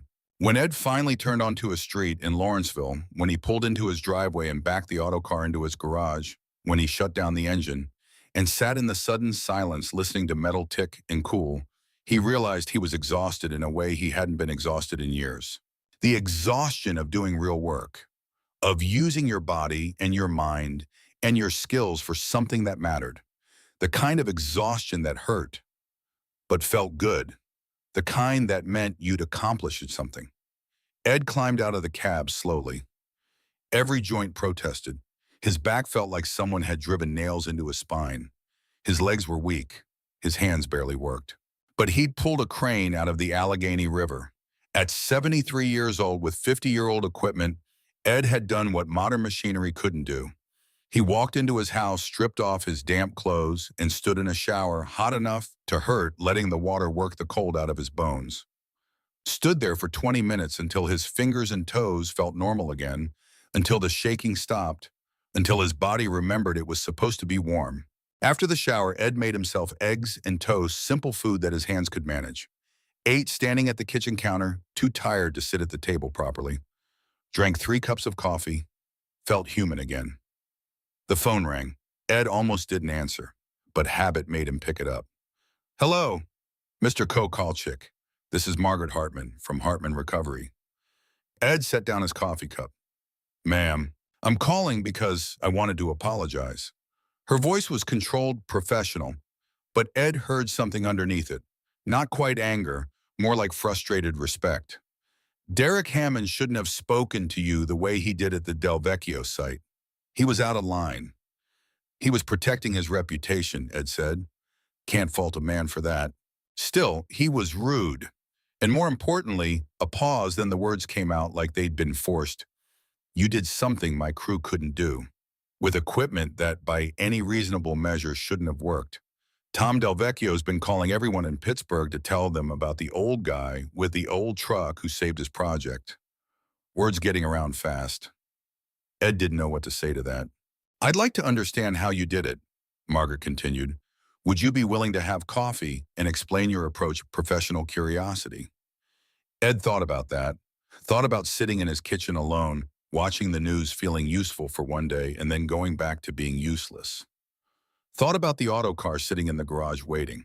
"All right," Ed said. "When?" They met 2 days later at a diner in Lawrenceville. Ed chose a booth near the back, habit from decades of meeting people to discuss work. Margaret Hartman arrived exactly on time, and Ed saw immediately that she wasn't what he expected. 62 years old, Ed guessed. Tall, maybe 5'10", with steel gray hair pulled back in a severe bun. Work boots and canvas pants, and a heavy jacket that had seen real use. Calloused hands when she shook Ed's. Working hands. She ordered coffee black and got straight to business. "I inherited Hartman Recovery from my husband 5 years ago," Margaret said, her voice matter of fact. "William built it from nothing starting in '79. By the time he died in '93 heart attack, at 58 we had 12 employees and equipment worth $3 million. She paused, drank her coffee, continued. "I've been fighting for 5 years to prove I can run this company as well as William did. Construction is a man's world, especially recovery. I've had contractors refuse to work with us because they don't trust a woman to handle equipment. Had engineers question my decisions. Had my own crew doubt whether I knew what I was doing." Margaret looked at Ed directly. "I've spent 5 years proving myself, earning respect, building a reputation. And then you show up at the Delvecchio site with a truck older than my oldest employee, and do a job my 200-ton crane couldn't touch. I need to know how that happened. Ed sipped his coffee. Your crane's built for power. Mine's built for leverage. Explain. So Ed did. Talked for 30 minutes about boom height and anchor points and mechanical advantage through snatch blocks. About the physics of shifting weight instead of lifting it. About reading ground conditions and understanding how river mud created suction and how breaking that suction was more important than brute force pulling. Margaret listened without interrupting, occasionally nodding her eyes sharp and focused. When Ed finished, she sat back. You learned all that in the steel mills. Learned it from my father, Ed said. He spent 40 years pulling equipment out of bad situations. He used to say the difference between good recovery work and bad recovery work is whether you're fighting the problem or working with it. Your father built your truck, 1948 through 1950. Took him 2 years working nights and weekends. Built the boom by hand from scrap steel he got at the mill. Why build a wrecker instead of just using commercial recovery services? Because working men needed help and couldn't afford what commercial services charged. Ed looked at Margaret. No offense. None taken. She smiled slightly, the first smile Ed had seen from her. My husband used to say the same thing. Said he got into recovery work because someone had to help the little guys. Then the business grew, and suddenly we were charging what the little guys couldn't afford. It bothered him, bothered me too. She was quiet for a moment. Then she looked at Ed with an expression that was part calculation, part hope. Would you be willing to consult for us on jobs where unconventional approaches might work? We get calls sometimes for situations where standard equipment won't work. Your experience might make the difference between a successful recovery and abandoning equipment. I'm not looking for work, Ed said. I'm not offering employment. I'm offering collaboration. When we get a call that seems impossible, I'd like to be able to call you, ask your opinion. Maybe have you come look at the site. If you think your truck could handle it, you do the job. If not, we at least got a second perspective. Ed studied her face, saw determination there, saw someone fighting to prove herself in a world that wanted her to fail. Saw something of Stefan in her, that stubborn refusal to quit, just because things were hard. What would you pay? Ed asked. Whatever's fair. Market rate for consultation. If you do a recovery, we split the fee, 60-40, you getting the 60 since it's your equipment and expertise. I don't need money, Ed said. Got my pension from the mill, house paid off, Mary's life insurance sitting in the bank untouched. Then why did you help Tom Delvecchio? Because he needed help. Margaret looked at Ed for a long moment. You're serious. You pulled that crane for free. That's what the truck's for. Most people don't think that way anymore. Most people aren't my father's son. Margaret smiled again, wider this time. Your father raised you right, Mr. Kokalchik. Ed. Margaret, she pulled a business card from her pocket, wrote a number on the back. That's my direct line, not the office number. If you hear about a wait or if you just want to talk shop, call me. Ed took the card, looked at her handwriting, clear and precise despite the cheap pen. Can I ask you something? Margaret said. Why do you do this? Really, you're 73 years old. You could be retired, relaxing, enjoying your golden years. Instead, you're wading into freezing rivers and pulling equipment. Why? Ed thought about that. Thought about the 7 years after Mary died when he'd sat in his house feeling useless. Thought about how it felt standing on Tom's job site knowing he could help, knowing the autocar could help. Because I can, Ed said finally. And when a man can do something that helps someone when he has the skills and the tools and the knowledge, and he just sits idle, he's wasting what he's been given. My father taught me that. Your father sounds like he was remarkable. He was. Built this truck with his hands because he believed in helping people. Used it for 40 years to pull working men out of bad situations. Never charged much, sometimes charged nothing. He said if you had the ability to help, you had the responsibility to help. Margaret nodded slowly. William used to say something similar. Said the equipment didn't matter as much as what you did with it. Said a man with a tow truck and a good heart could do more for his community than a company with $1 million in equipment and no sense of service. They sat in comfortable silence for a moment, two people who understood that work wasn't just about money, that helping people mattered, that equipment was just tools, and what mattered was what you used them for. Call me, Margaret said finally. When you're ready? If you're ready. I think we could do good work together. Ed nodded, watched her leave, sat in the diner booth drinking his coffee, thinking about what she'd said. Collaboration. Working together. Using the autocar for more than just one job. It felt like possibility. Like maybe the 7 years of sitting idle were over. Like maybe Ed had more work ahead of him. Like maybe 73 wasn't the end after all. Ed finished his coffee and drove home, backed the autocar into its garage.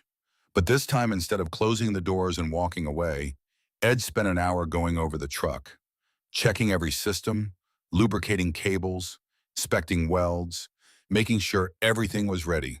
Ready for what he wasn't sure, but ready. The call from Tom Delvecchio came 4 days after the crane recovery. Ed, it's Tom Delvecchio. Tom, how's the bridge? Back on schedule thanks to you. Tom's voice was warm, grateful, but Ed heard something else underneath it. Uncertainty. Listen, I'm calling because word got around about what you did, about the crane, and I got a call this morning from a guy up in Butler County who's got a problem. Bulldozer stuck in a strip mine. Ground's unstable because of old mine shafts underneath. 3 recovery companies already told him no, said it's too dangerous. Ed felt something stir in his chest. The same feeling he'd had hearing about Tom's crane. The feeling of being needed. What kind of unstable? The kind where you walk on it and it feels like a trampoline. Old coal mine shafts below the surface, some of them collapsed, creating voids. The bulldozer's sitting on ground that might give way any minute. They're worried it'll go down a shaft and maybe trigger a bigger collapse. They try pulling it yet. Nobody will touch it. Hartman said no. 2 other companies said no. The mining company's ready to write it off and just abandon the equipment.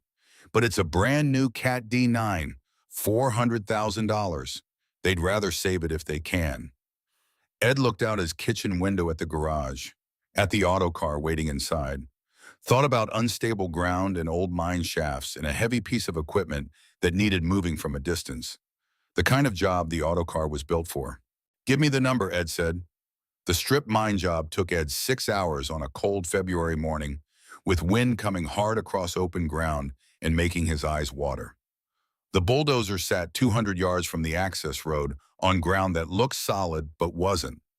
Ed could see it from where he parked the autocar, a big yellow machine, sitting alone on earth that rippled slightly when the wind blew hard. The mining company supervisor was a woman named Patricia Ross, maybe 50, with the weathered face of someone who'd spent decades outdoors. She met Ed at the site entrance with visible nervousness. You the guy Tom Delvecchio sent? Ed Kokalchik. That's my truck. Patricia looked at the autocar, looked at Ed. Her expression said she was thinking the same thing. Everyone thought this old man with this old truck was supposed to do what 3 modern recovery companies refused to attempt. How much do you know about undermined ground? Patricia asked. Enough. Worked mill cleanup sites in the 70s and 80s. Some of them had underground voids from old mining operations. Learn to read the signs. The signs here say that ground could give way without warning. We've had 2 minor collapses in the past month. Nothing big, just surface settling. But each collapse creates more instability. That bulldozer weighs 30 tons. If it goes down, it could trigger a collapse that takes out a third of this section. Ed studied the ground between the access road and the bulldozer. The earth showed stress patterns, subtle ripples, and cracks that indicated settling. The surface looked solid, but it was deceptive. Underneath, old mine shafts created voids, and the earth above those voids was essentially a thin bridge waiting to collapse. You couldn't drive recovery equipment across that ground. The weight would trigger exactly the collapse they were trying to avoid. And you couldn't work close to the bulldozer because the ground around it was the most unstable. But the autocar didn't need to get close. Ed positioned the truck 200 feet back from the bulldozer on ground that was solid bedrock exposed where decades of mining had stripped away the topsoil. He spent 2 hours rigging an elaborate cable system using intermediate anchor points. Rocks he'd had Patricia's crew drag into position, heavy boulders that distributed weight across wider areas instead of concentrating it. The cable ran from the autocar through a series of snatch blocks, each block multiplying mechanical advantage, each one positioned carefully to avoid putting pressure on unstable ground. The final cable reached the bulldozer through a system Ed had rigged that let him control the pull angle without ever stepping onto questionable earth. Patricia watched from beside the autocar, her radio in hand, her face tight with worry. "If this triggers a collapse," she started. "Then we lose the bulldozer," Ed finished. "But we won't lose anyone. Everyone's clear of the area. If the ground goes, it goes. Equipment can be replaced. People can't. That's a $400,000 machine. It's also 30 tons sitting on ground that wants to fail. Sometimes you lose equipment. Rather lose equipment than make the situation worse by rushing." Ed started the pull at 10 in the morning. Worked slowly, patiently, pulling 6 inches at a time, then stopping to let the ground settle to see if the stress would trigger a collapse. Each pull sent vibrations through the earth. Each pull risked being the one that broke the fragile bridge holding the bulldozer up. But each pull also moved the bulldozer 6 inches closer to safety. By noon, the bulldozer had moved 30 feet. By 2 in the afternoon, 60 feet. By 4 in the afternoon, as February daylight started to fade, the bulldozer reached ground solid enough that its own tracks could get traction. Ed disconnected the cable and watched the bulldozer drive itself the rest of the way to safety under its own power. Patricia tried to pay him $2,000. Ed took $300 for fuel and wear on equipment and left. "Why?" Patricia asked, genuinely confused. "You just saved us $400,000 in 6 months of environmental cleanup if that thing had gone down a shaft. You should charge real money for this." "Don't need money," Ed said. "Need to know I helped. That's payment enough." He drove home as sunset turned Pittsburgh's sky orange and pink, and when he pulled into his driveway, he realized he felt more alive than he had in 8 years. The cement truck through the ice happened in late February. The quarry pond had looked frozen solid. The driver had made that mistake, had driven his cement truck onto ice that seemed thick enough to support weight. It wasn't. The truck went through the ice 50 feet from shore, broke through into 8 feet of water, and started sinking. The driver got out, scrambled to safety, but the truck was going down and the quarry owner was looking at a major environmental disaster if 8 cubic yards of concrete leaked into the water. Ed got the call from Tom, who'd gotten it from Margaret Hartman, who'd gotten it from the quarry owner in a panic. "Ice is too thin for standard recovery equipment," Margaret told Ed over the phone. "My crane would go right through. I'd normally say wait for spring thaw, but the truck's leaking fuel and concrete. Environmental Protection Agency is involved. They need it out now." "How thin is the ice?" 4 inches in most places, 6 inches at the thickest. Not enough to hold a recovery crane. Maybe enough to hold your truck if you distribute the weight somehow. "Can't drive on ice that thin," Ed said. "But I can work from shore if I can get cable out to the truck." "How do you get cable across 50 feet of thin ice?" "Very carefully." Ed drove to the quarry in a snowstorm, set up the autocar on solid ground at the shore where the ice met land. Then he spent an hour constructing a cable delivery system using ropes and bamboo poles he'd brought for exactly this kind of situation. The poles were 12 feet long, light, designed to distribute weight across wide areas. Ed lashed them together into a ladder-like structure, attached his cable to the end, and very carefully, never stepping on the ice himself, pushed the structure out across the frozen surface. The ice creaked, cracked in places, but the distributed weight of the bamboo structure was light enough that the ice held. Ed fed cable through the structure until it reached the truck, then used a long pole with a hook to secure it to the truck's frame. The whole rigging process took 3 hours in falling snow, while the quarry crew stood on shore and watched like it was the most insane thing they'd ever seen. Then Ed got in the autocar and started pulling. The truck came out of the water, slowly dragging across ice that groaned and cracked, but held. Came sliding toward shore, leaving a trail of water and broken ice. When it reached solid ground, Ed disconnected, coiled his cable, and drove away, while the quarry crew stood in falling snow and stared. This time when they tried to pay him, Ed took nothing at all. "Why?" the quarry owner asked, holding out $500 that Ed wouldn't take. "This is your drama. You should be paid." "Don't need the money," Ed said.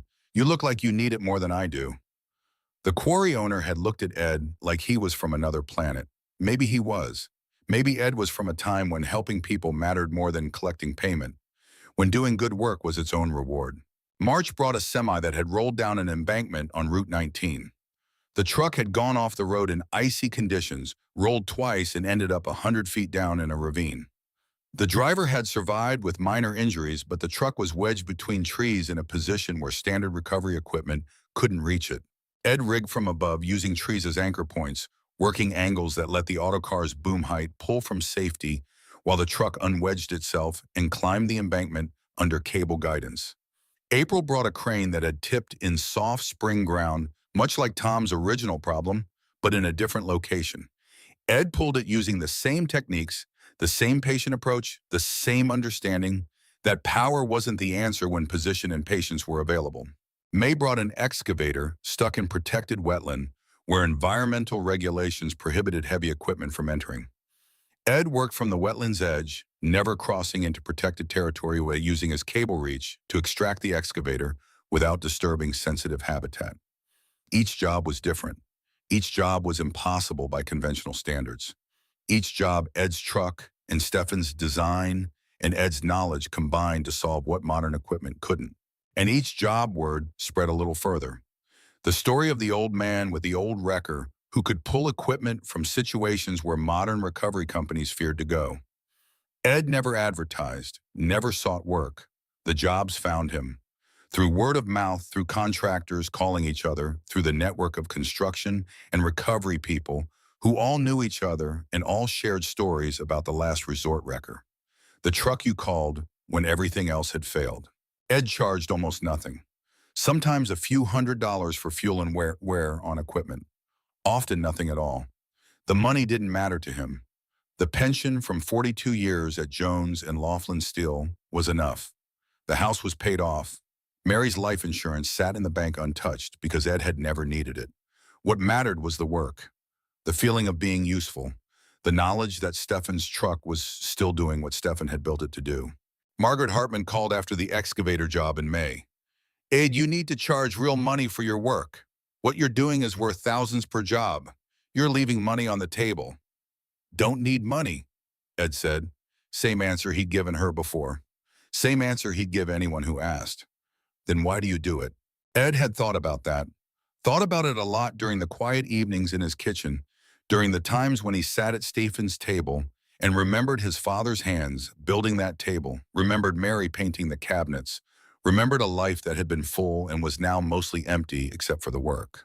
Because I can, Ed said finally, because I have the ability to help people, and when you have that ability, you have the responsibility to use it. My father taught me that. Spent 40 years living it. I'm just trying to do the same. Margaret was quiet for a long moment. Then her voice came back softer. You remind me of William, my husband, before the business got big and complicated. Back when he just wanted to help people get unstuck.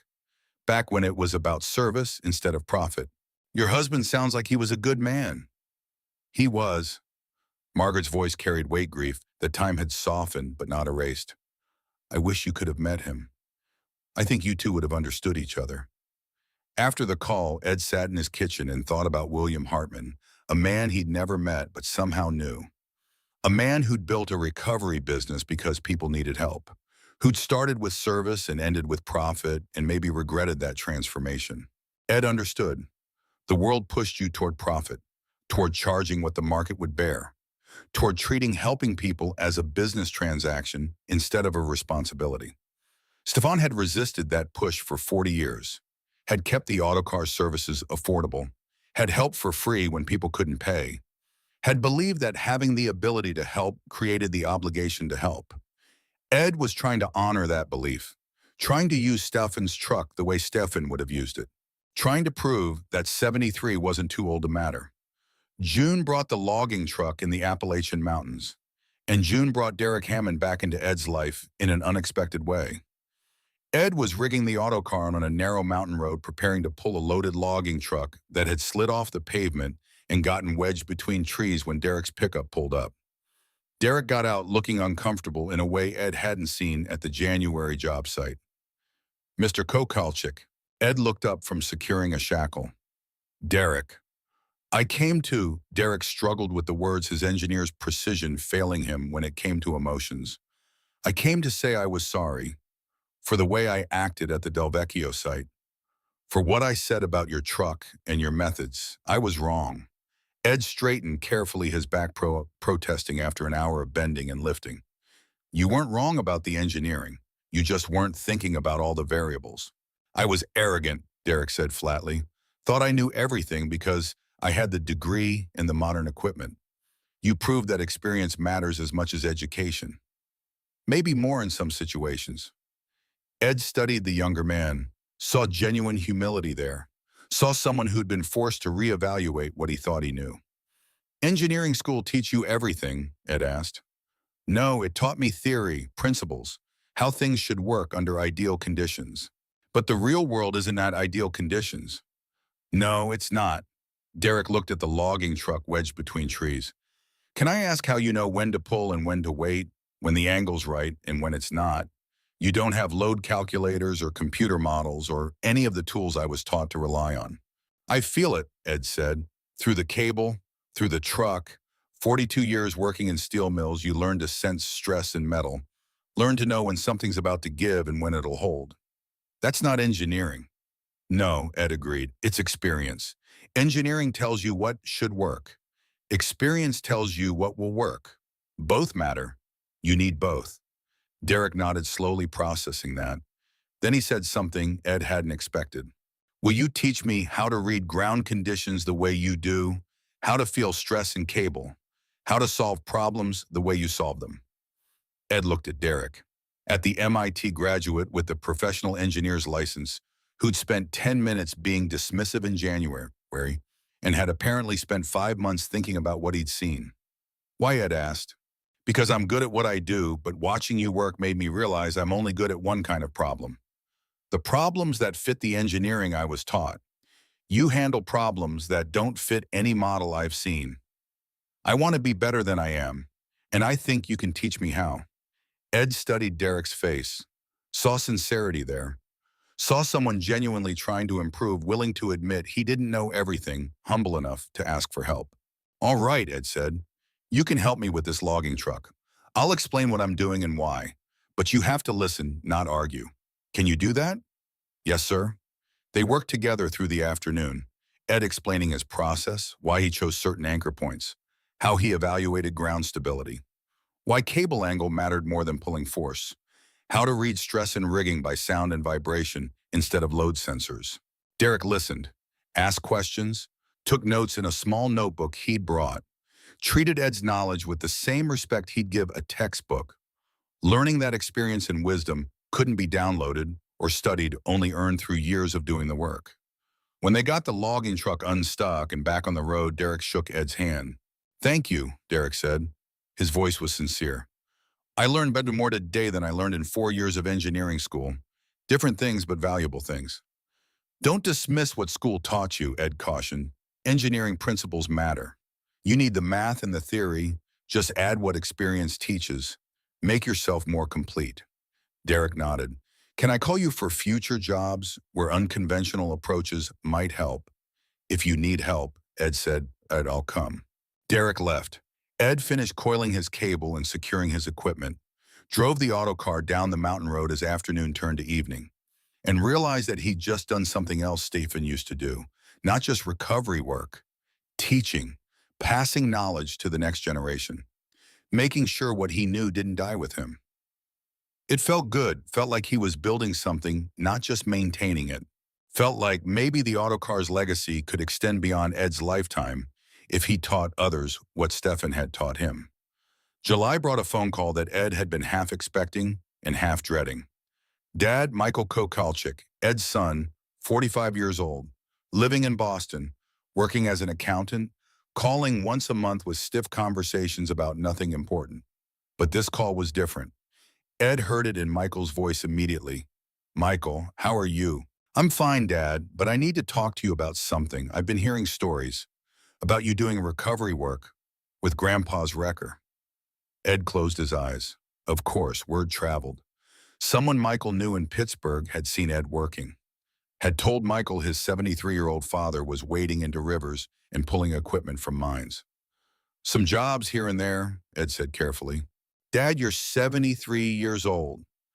You should be retired, relaxing, taking it easy, not risking your life pulling equipment. I am retired. This isn't work. It's helping people. It's dangerous. Michael's voice rose slightly, stress breaking through his usual control. What if you get hurt? What if something happens? You are up there alone with no one to help if things go wrong. What if the phrase that had defined their relationship since Mary died? What if you have a heart attack? What if you fall? What if you need help and there's no one there? Michael had been living with what if for 13 years, ever since he'd gotten the call that his mother was dying and had driven 5 hours from Boston only to arrive 30 minutes after Mary took her last breath. 30 minutes too late to say goodbye. Ed understood his son's fear, but understanding it didn't make it easier to address. I'm careful, Ed said.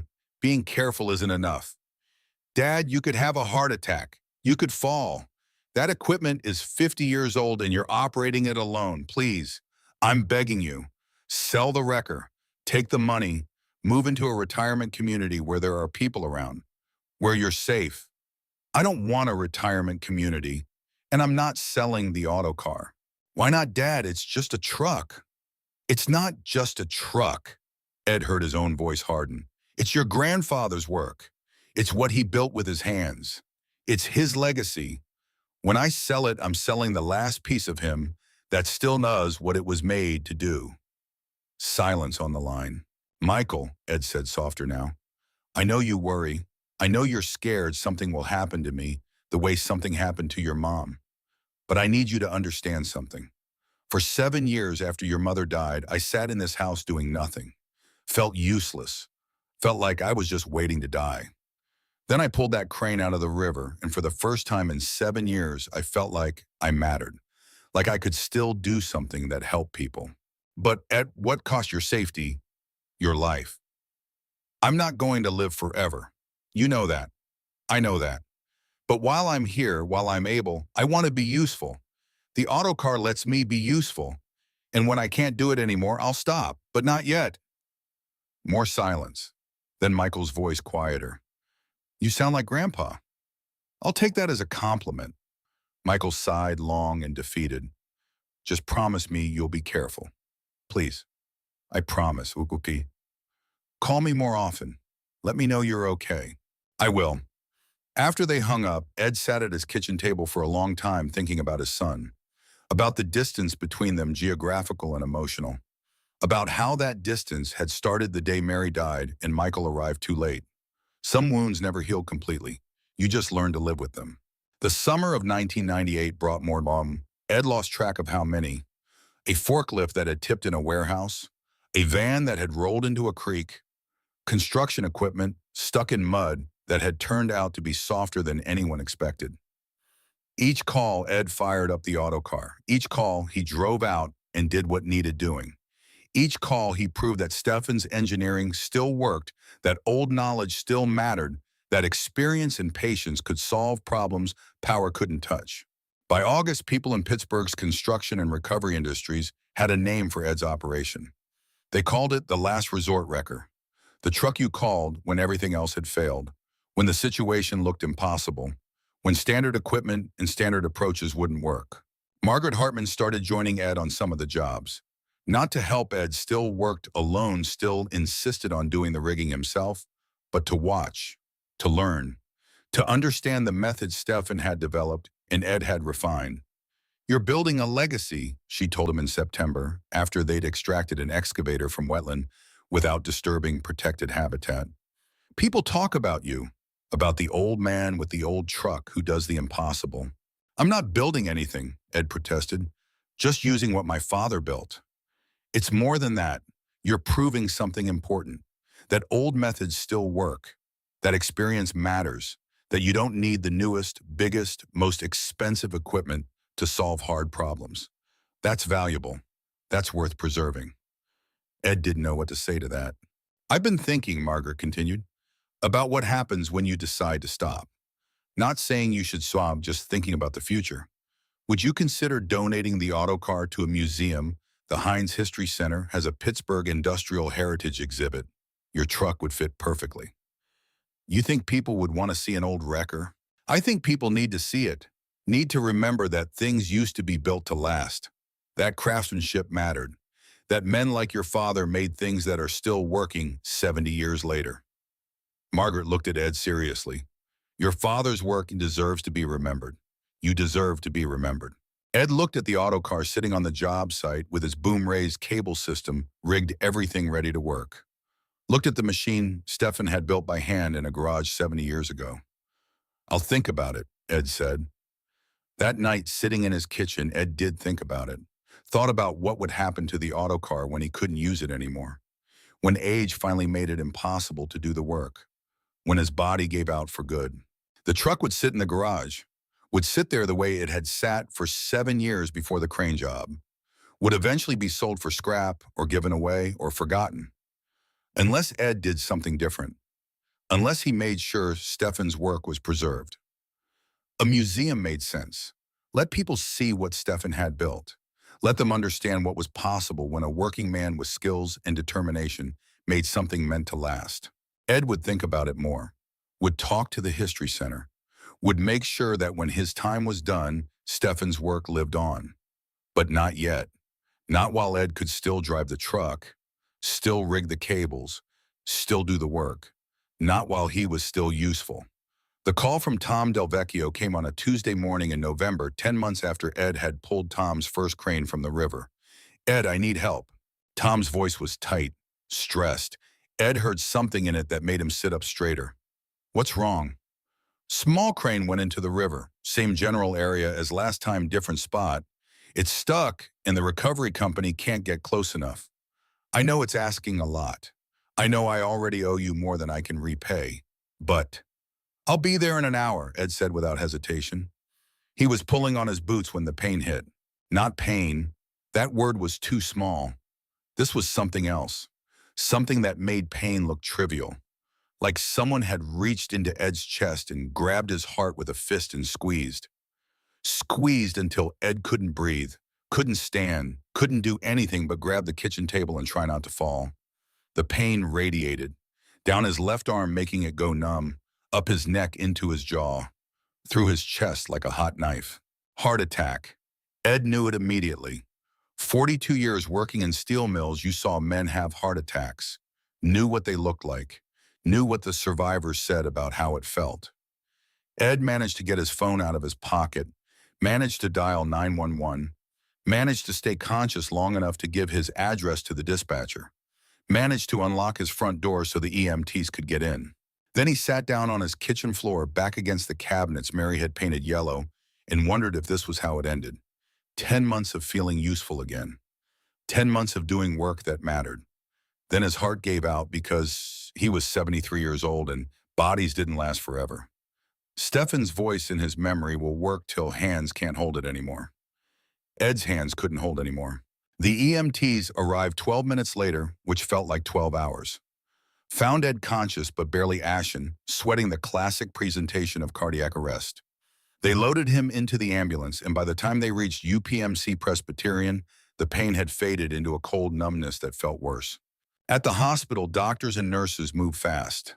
Tests, medications, a cardiac catheterization where they threaded cameras into Ed's heart through his wrist and found blocked arteries, narrowed passages, a heart that had been working on borrowed time. A doctor, maybe 40 years old, came to Ed's room afterward and explained that he'd had a moderate heart attack, that the blockage had been significant, but they'd cleared it, that he'd need medication and lifestyle changes and follow-up care. You're lucky, the doctor said. This could have been much worse.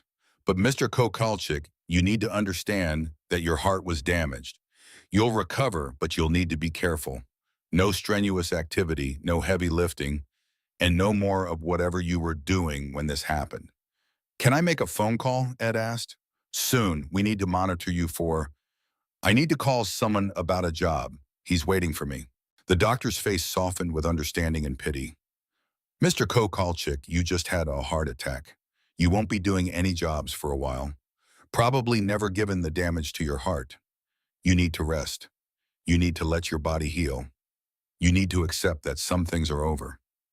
Ed closed his eyes and thought about Tom standing by the river waiting for help that wouldn't come. Thought about the auto car sitting in his garage useless without someone to operate it.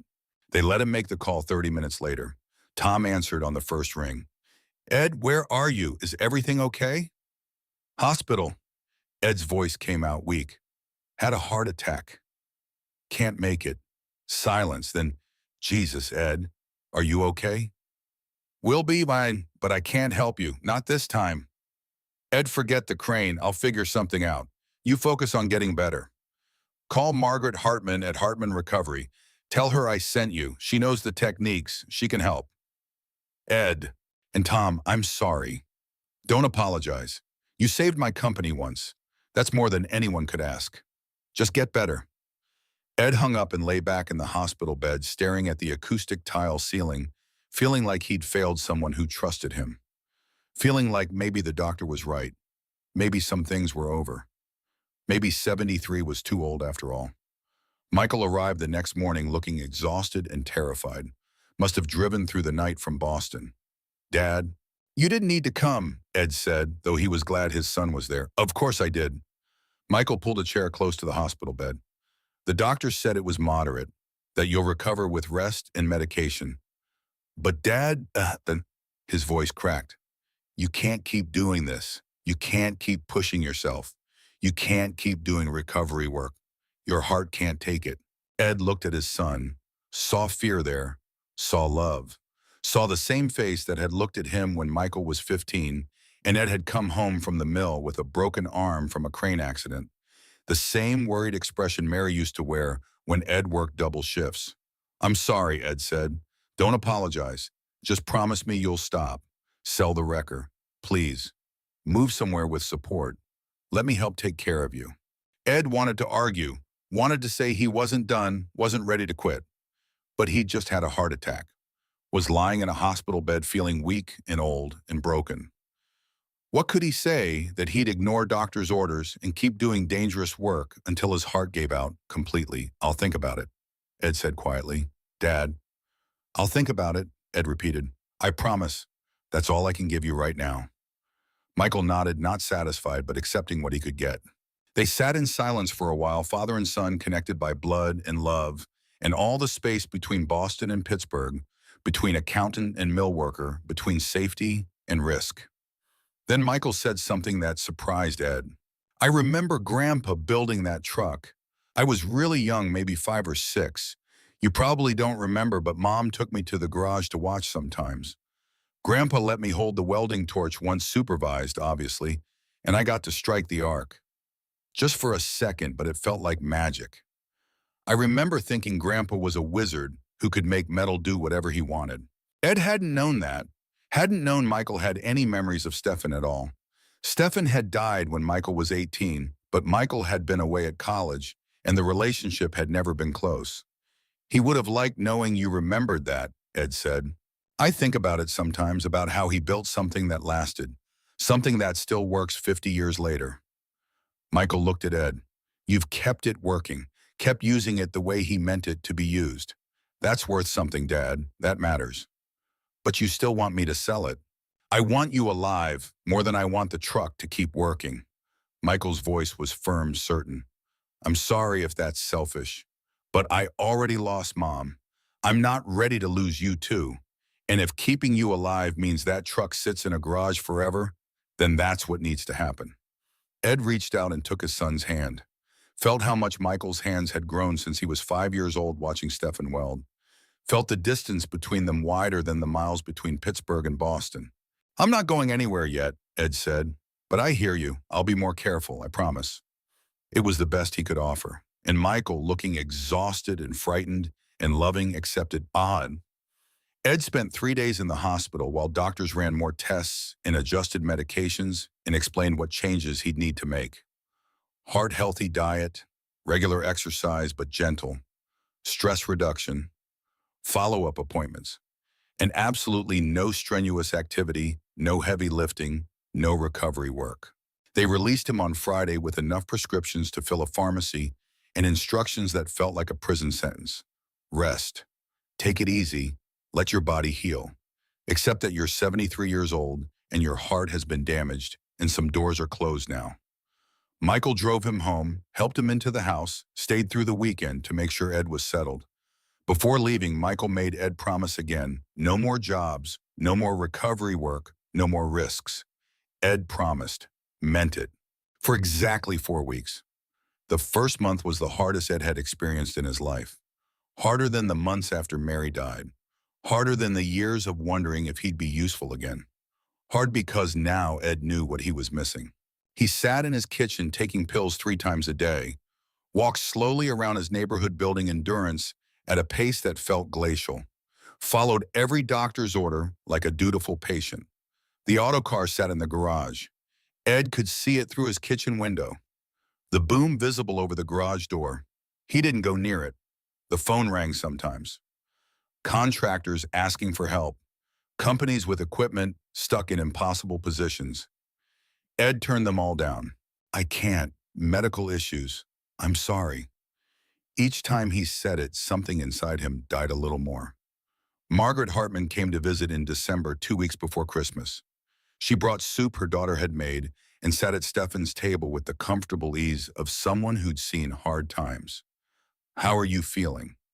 Old, Ed said. You haven't been old since I met you. I'm asking about your heart. Recovering. Doctors say I'll be fine as long as I don't do anything stupid. Margaret smiled slightly. Define stupid. Anything involving the autocar, apparently. They sat in silence for a moment, drinking coffee, two people who understood that some losses couldn't be replaced. I've been thinking about what you said, Ed continued, about donating the truck to the Heinz History Center. If I can't use it anymore, maybe it should go where people can see it, where it can teach something instead of sitting in my garage. You sure? No, Ed admitted, but it's better than letting it rust. Margaret nodded slowly. I have a friend who works at the History Center. I could make a call, but Ed, you don't have to decide right now. You're still recovering. Give yourself time. How much time do I have? I'm 73. Had a heart attack. Time's not exactly abundant. Time enough to heal. Time enough to think about what you want. After Margaret left, Ed sat in his kitchen, watching snow fall outside his window. Thought about the autocar in the garage, about Stefan's work sitting idle, about 10 months of feeling useful followed by a heart attack that ended everything. Thought about what the rest of his life looked like. Taking pills, walking slowly, following doctor's orders, sitting in this house waiting to die. It felt unbearable. January arrived bringing snow and cold, and the 1-year anniversary of the day Ed had pulled Tom's crane from the Allegheny River. 1 year since Ed had felt truly alive. The phone rang. Tom Del Vecchio. Ed, how are you feeling? Better. Doctors say I'm recovering well. Good. That's good. A pause. Listen, I'm calling because something happened. Small crane went into the river again. Different spot, different circumstances, but stuck just the same. And Ed, Tom's voice became uncertain. I know you can't do it. I know the doctors said no heavy work. But I thought maybe you could tell Margaret's crew how to approach it. You wouldn't have to do the work, just explain the approach.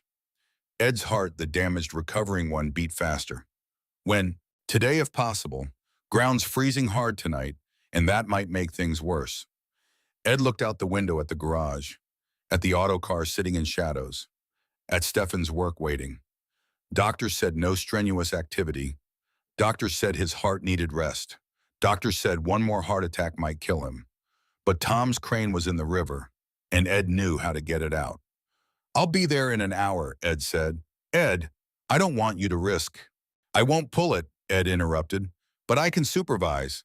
Tell your crew how to rig it. That's not strenuous, that's just talking. Which was a lie, and both of them knew it. But Tom said, thank you, and gave him the address, and Ed hung up and walked to his closet to find his work boots. One more time, just once more, to help Tom, to prove the autocar still worked, to feel useful one more time before age and damaged hearts made it impossible. Ed drove to the river knowing he was breaking his promise to Michael, breaking doctor's orders, risking the heart attack that might kill him. But he drove anyway, because Stefan's voice was in his head saying we'll work till hands can't hold it anymore. and Ed's hands could still hold. Just barely, but enough. Ed arrived at the river to find Margaret and her crew already there, a small crane submerged in water that looked even colder than it had been a year ago. Different spot, different crane, but fundamentally the same problem. Margaret took one look at Ed and said, "You shouldn't be here." "I'm not doing the work," Ed said. "Just advising." "Ed, you had a heart attack 2 months ago. Being here in the cold with the stress, this isn't what your doctors meant by taking it easy." "Margaret, that crane's in the river. Tom called me, and I know how to get it out. Now let me help before we waste more time arguing." She studied his face, then nodded. "All right, but the second I think you're overdoing it, you sit in a warm truck. Deal?" "Deal." For the next 2 hours, Ed directed the recovery operation, told Derek where to position equipment, explained rigging approaches, described angles and mechanical advantages, and how to work with the current instead of fighting it. Stood back and let younger men do the physical work while he supervised and guided and shared everything Stephen had taught him. His chest ached. His hands shook. The cold cut through his coat. But the crane came out of the river, clean and efficient, pulled by methods Stephen had designed 70 years ago, executed by people who'd learned to trust Ed's knowledge. After Tom tried to pay Ed $5,000, Ed took $500 for fuel and medication costs and left. That night, sitting in his kitchen, Ed felt the pain start in his chest again. Not as bad as November, but bad enough. A warning. A reminder that his heart wasn't healed, wasn't strong, wasn't capable of handling the stress Ed was putting it through. He took his medication, sat very still, let the pain fade, and thought seriously about what Michael and the doctors had been saying. Maybe it was time to stop. Maybe 73 was old enough. Maybe he'd proven what he needed to prove. But February brought a call about a bulldozer in frozen ground, and Ed supervised. March brought an excavator in protected wetland, and Ed supervised. April brought a logging truck on a mountain road, and Ed supervised. Each time he stood back, let others do the physical work, followed doctor's orders about not lifting, not pulling, not pushing himself. Each time his chest ached, warning him, reminding him that his heart had limits, that those limits were closer than Ed wanted to admit.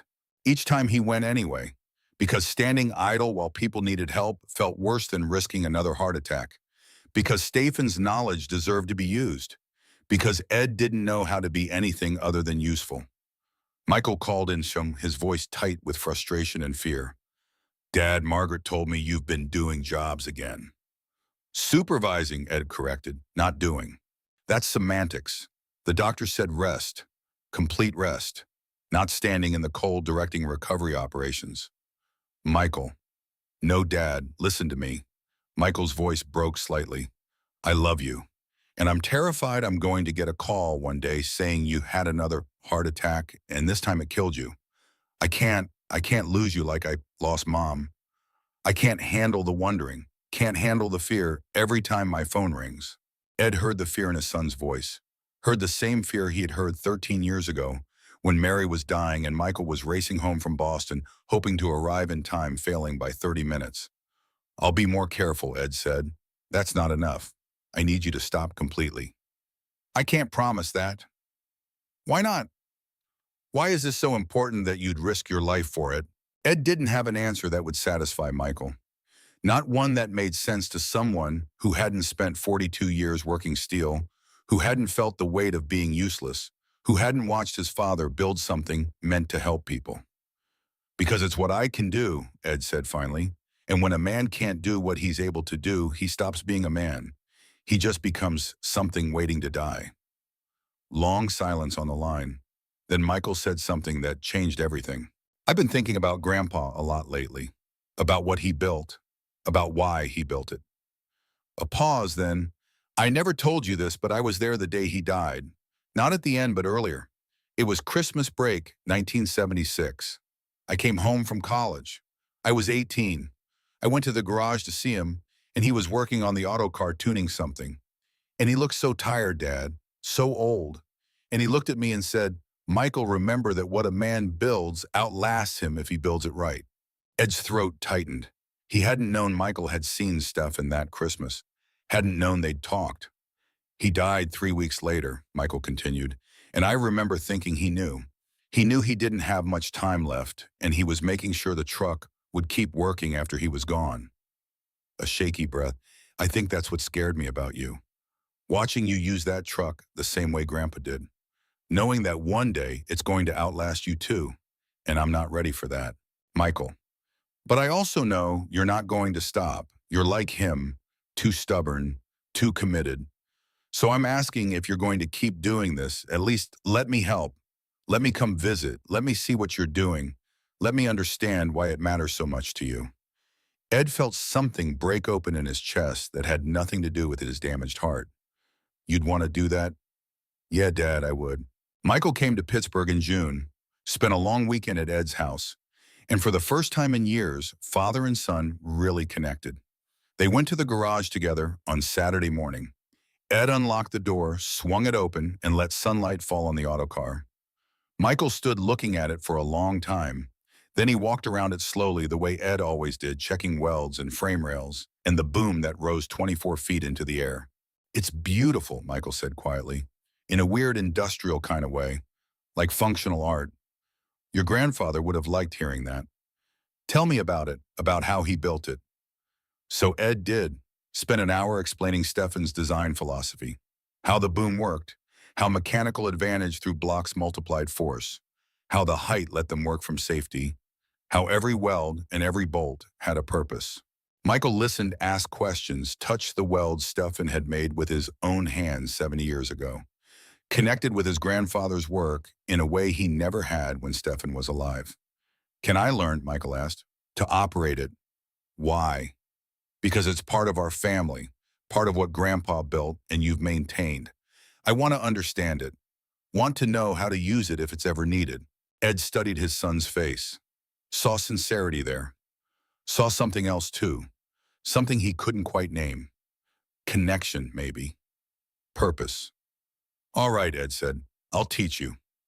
They spent Sunday at the garage, Ed explaining the controls, the winch operation, how to read cable tension by sound and feel. Michael learning, taking notes, asking the detailed questions an accountant would ask about something technical. Monday they drove to a job site where Margaret's crew was working. Ed introduced Michael to Derek, to Margaret, to Tom Delvecchio. Michael watched his father supervise a recovery operation, watched how the crew listened to Ed's directions, watched how they trusted his judgment despite his age, despite his recent heart attack, because his knowledge was proven. That night over dinner at the same Lawrenceville diner where Ed had met Margaret, Michael said, I get it now. Why you do this. It's not about the truck or the money or even the helping, really. It's about mattering, about being the person people trust when everything else fails. Yeah, Ed said. That's it exactly. But Dad, you know you can't do this forever, right? I know. So what happens when you stop? Who keeps this knowledge alive? Ed had thought about that. Thought about it every time he supervised a shift, every time he explained his methods to Derek or Margaret's crew, every time he realized he was teaching instead of just doing. Nobody, Ed said honestly. The kind of work I do, the way I do it, that's disappearing. Modern equipment's getting better. Recovery techniques are improving. In 10 years, there probably won't be situations that need the autocar's specific approach. That makes you sad, Michael observed. Makes me aware that time moves on. What was necessary once becomes obsolete. That's not sad, that's just reality. But grand. Pa's truck shouldn't be forgotten. No, Ed agreed. It shouldn't. That's why I've been thinking about what Margaret suggested, donating it to the Heinz History Center. Let people see what men like your grandfather built. Let them understand that craftsmanship used to mean something. Michael nodded slowly, then said, I want to help. When you're ready to donate it, I want to be part of that. Want to make sure the story gets told right. Make sure people understand what Grandpa did and why it mattered. I'd like that, Ed said, and meant it. July brought another call that would change everything. Ed was in his kitchen sorting pills into daily containers when the phone rang. Tom Delvecchio and his voice had an urgency that made Ed stand up straight despite his aching knees. Ed, I need help, real help. Big crane went into the river at the bridge site. Same general spot as 2 years ago. Ed felt his pulse quicken, felt his damaged heart beat faster. How bad? Bad. Current stronger than it was in January. Cranes sliding deeper. If we don't get it out soon, it'll be completely submerged and we'll never recover it. What does Margaret say? She's here. Her crew's trying, but they can't get close enough. Ground's worse than last time. Maybe worse than any time. Ed, it's the same problem we had before, but magnified. Ed looked out at the garage, at the autocar sitting in shadows, at Stefan's work waiting for one more job. Doctors had said one more heart attack might kill him. Michael had begged him to stop. His body was 74 years old and damaged and running on borrowed time and medication. But Tom's crane was in the river, and the autocar could get it out. I'll be there in an hour, Ed said. Ed, you don't have to. I'll be there, Ed repeated and hung up. He stood in his kitchen for a long moment looking at the pill containers on the table. Then he put on his boots, his coat, his tool belt. Everything exactly where it had been for 50 years. Called Michael's number. Got voicemail? Michael, it is your dad. I'm about to do something you're not going to like. But I need you to know I'm not doing it because I don't care about your feelings or because I don't value my life. I'm doing it because there's a job that needs doing, and I'm the one who can do it. If something happens, his voice caught, then steadied. If something happens, know that I love you. Know that I'm proud of the man you became. Know that I kept your grandfather's promise. The truck did its job. Tell that story. Make sure people understand what it meant. He hung up, went to the garage, fired up the autocar, and drove toward the river one last time. The scene at the bridge site was chaos. Margaret's crew had 2 recovery cranes positioned but couldn't get close enough to the water. The ground was even softer than 2 years ago. Spring floods had undermined the bank. The crane in the river was sliding slowly but visibly deeper into current that looked stronger and angrier than Ed remembered. Ed pulled up in the autocar and Margaret ran over her face, a mixture of relief and worry. Ed, no, you can't do this. Your heart. My heart's my problem, Ed said, climbing down from the cab carefully. That crane's yours. Let me help. Ed, if you have another heart attack out here, then I have another heart attack. Margaret, we both know I'm the only one here who can rig this pull safely. We both know the autocar's the only equipment light enough to anchor on solid ground far enough back. And we both know if we waste time arguing, that crane's going to sink too deep to save. She stared at him, saw the determination in his face, made a decision. Tell me what you need. Ed spent 30 minutes surveying the site, his chest already aching from the stress and the cold. The ground was worse than he'd ever seen it. The river was angrier. The crane was bigger. Everything about this job was harder than anything Ed had done before. But the principles were the same. The geometry was the same. Stefan's design would work if Ed could hold himself together long enough to make it work. He explained to Derek and Margaret's crew how to position the snatch blocks, where to anchor, what angles to pull from. Then he climbed back into the autocar and positioned it exactly where he needed it, 100 feet back from the water, on ground that was firm but barely. The crew rigged the cables following his directions. Ed supervised every connection, every knot, every anchor point. Checked them twice because this was it. This was the job that would either prove Stefan's design one final time or prove that Ed had waited too long, pushed too hard. Margaret appeared at his window. When you start pulling, if anything looks wrong, you tell me immediately.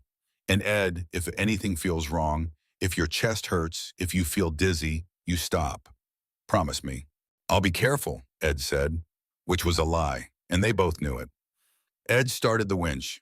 The cable went taut with that familiar sound gears meshing, power transferring through mechanical advantage that Stefan had designed 70 years ago.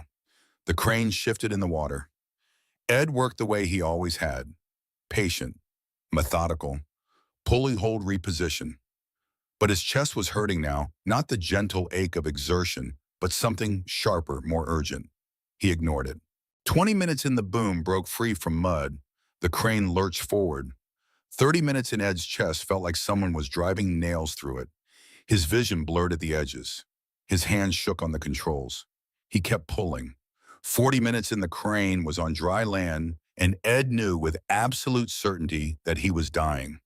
He shut down the winch, set the brake, tried to climb out of the cab, made it halfway down before his legs gave out completely. He fell, caught himself on the autocar's frame. The pain in his chest became something beyond pain, became a force that stopped time and breath and thought. Ed slid to the ground, one hand still gripping the frame Stefan had built, and heard voices shouting around him. Margaret's face above him, pale and frightened. Someone saying, call an ambulance. Someone else saying, hold on, Ed, just hold on. But Ed wasn't listening to them. He was listening to Stefan's voice, rough with accent, and Millwork saying what he'd said 1,000 times. Built by hands, Eddie. We'll work till hands can't hold it anymore. Ed's hands couldn't hold anymore. But the job was done. The crane was out. Stefan's truck had proven itself one last time. Ed closed his eyes and let go. He woke up in a hospital room with Michael sitting beside the bed holding his hand. Dad, Michael's voice was rough like he'd been crying. Thank God. How long? Ed's voice came out as barely a whisper. 2 days. You had a massive heart attack. They had to. Michael's voice broke.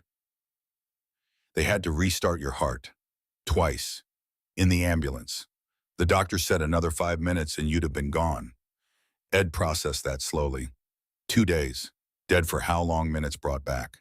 The crane. Michael stared at him. Seriously, Dad, you almost died and you're asking about the crane. Did we get it out? Michael smiled despite himself, despite the fear and exhaustion on his face. Yeah, you got it out. Tom said it was the cleanest recovery he'd ever seen. Said you did what everyone else said was impossible. Good, Ed said and closed his eyes. Dad, the doctors said you can't do any more recovery work, ever. Your heart can't take it. If you try again, you will die. Do you understand that? Ed opened his eyes, looked at his son, saw love and fear and exhaustion all mixed together. I understand, Ed said. I'm done. Promise me. I promise. Well, and this time Ed meant it. This time he'd gone as far as his heart would let him go. This time there was no more room for one more job, one more pull, one more time. This time was the end. Recovery took 3 months, long months of medication and cardiac rehabilitation and slowly rebuilding strength. Michael stayed the first 2 weeks, then flew back to Boston with Ed's promise to call every day, to follow every doctor's order, to accept that some things were over. Ed kept his promise, took his pills, attended rehab, walked slowly around his neighborhood, followed the meal plan, rested, and thought about the autocar sitting in his garage doing nothing. Margaret visited every week, brought updates on jobs her crew was handling, told Ed that Derek had started teaching his recovery teams the techniques Ed had shown him. That word had spread about the old man who'd pulled one final crane before his heart gave out. That people were calling it legendary, the kind of story that would get told for decades. You've changed things, Margaret told him in September. People talk about you, about what you proved, about how old knowledge and old equipment solved problems modern approaches couldn't touch. That matters, Ed. That's a legacy. Maybe, Ed said. In October, Michael came back to Pittsburgh, brought his daughter, Elena, Ed's granddaughter, who was 8 years old and had never seen the autocar. They went to the garage together on a Saturday morning. Ed unlocked the doors, and Elena gasped when she saw the truck. It's huge, 24 feet to the top of that boom, Ed said. Your great-grandfather built it with his hands. Every weld, every piece, all by hand. Elena walked around it slowly, touching the frame, looking up at the boom with wonder. It's like a superhero truck. Kind of, Ed agreed. Why doesn't it work anymore? It works fine, Ed said. I'm the part that doesn't work anymore. Because your heart's tired. Yeah, sweetheart, because my heart's tired. Elena looked at him seriously with her mother's eyes. Grandpa, if you can't use it, what happens to the superhero truck? Ed looked at Michael, then at Elena, then at the autocar that Stefan had built and Ed had kept running and that now sat silent. I think, Ed said slowly, it's time for the superhero truck to retire too. Go somewhere people can see it and learn from it. Like a museum. A museum. Elena's face lit up. Then other kids could see it and learn about great-grandpa Stefan. Exactly. That's good, Elena said. Then the superhero truck can teach people forever. Out of the mouths of children, Ed thought. Teaching people forever. That was better than sitting in a garage. better than eventually being scrapped or forgotten. That was a legacy worth building. The donation ceremony happened in November, 2 years and 1 month after Ed had pulled Tom's first crane from the Allegheny. The Heinz History Center prepared a space in their Made in Pittsburgh exhibit. Margaret arranged transport. The auto car was positioned carefully, boom raised to full height, looking exactly like it had looked at 100 job sites over 50 years. Ed attended the ceremony with Michael and Elena. Tom Delvecchio came. Derek Hammond came. Patricia Ross from the mining company came. The quarry owner came. Margaret and her entire crew came. People Ed had helped over 2 years, people whose equipment he'd pulled from impossible situations, people who understood what the auto car represented. The curator gave a speech about industrial heritage and working-class ingenuity and machines that outlasted the men who built them. Then they asked Ed to say something. He stood in front of the auto car Steffen's truck and looked at the crowd gathered. My father built this truck in a garage 77 years ago because he wanted to help people who couldn't afford help, Ed said. His voice was steady despite his damaged heart. Despite his age, despite everything. He didn't build it to make money or to be famous. He built it because he had the skills and the tools and the knowledge, and he believed that when you can help someone, you should help them. That was his philosophy. That was how he lived.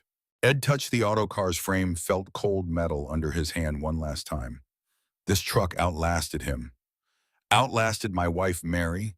Outlasted the steel mills where we both worked. And now it's going to outlast me too. But that's okay. That's what things built, right? Do they keep working long after the builders are gone? They teach long after the teachers are silent.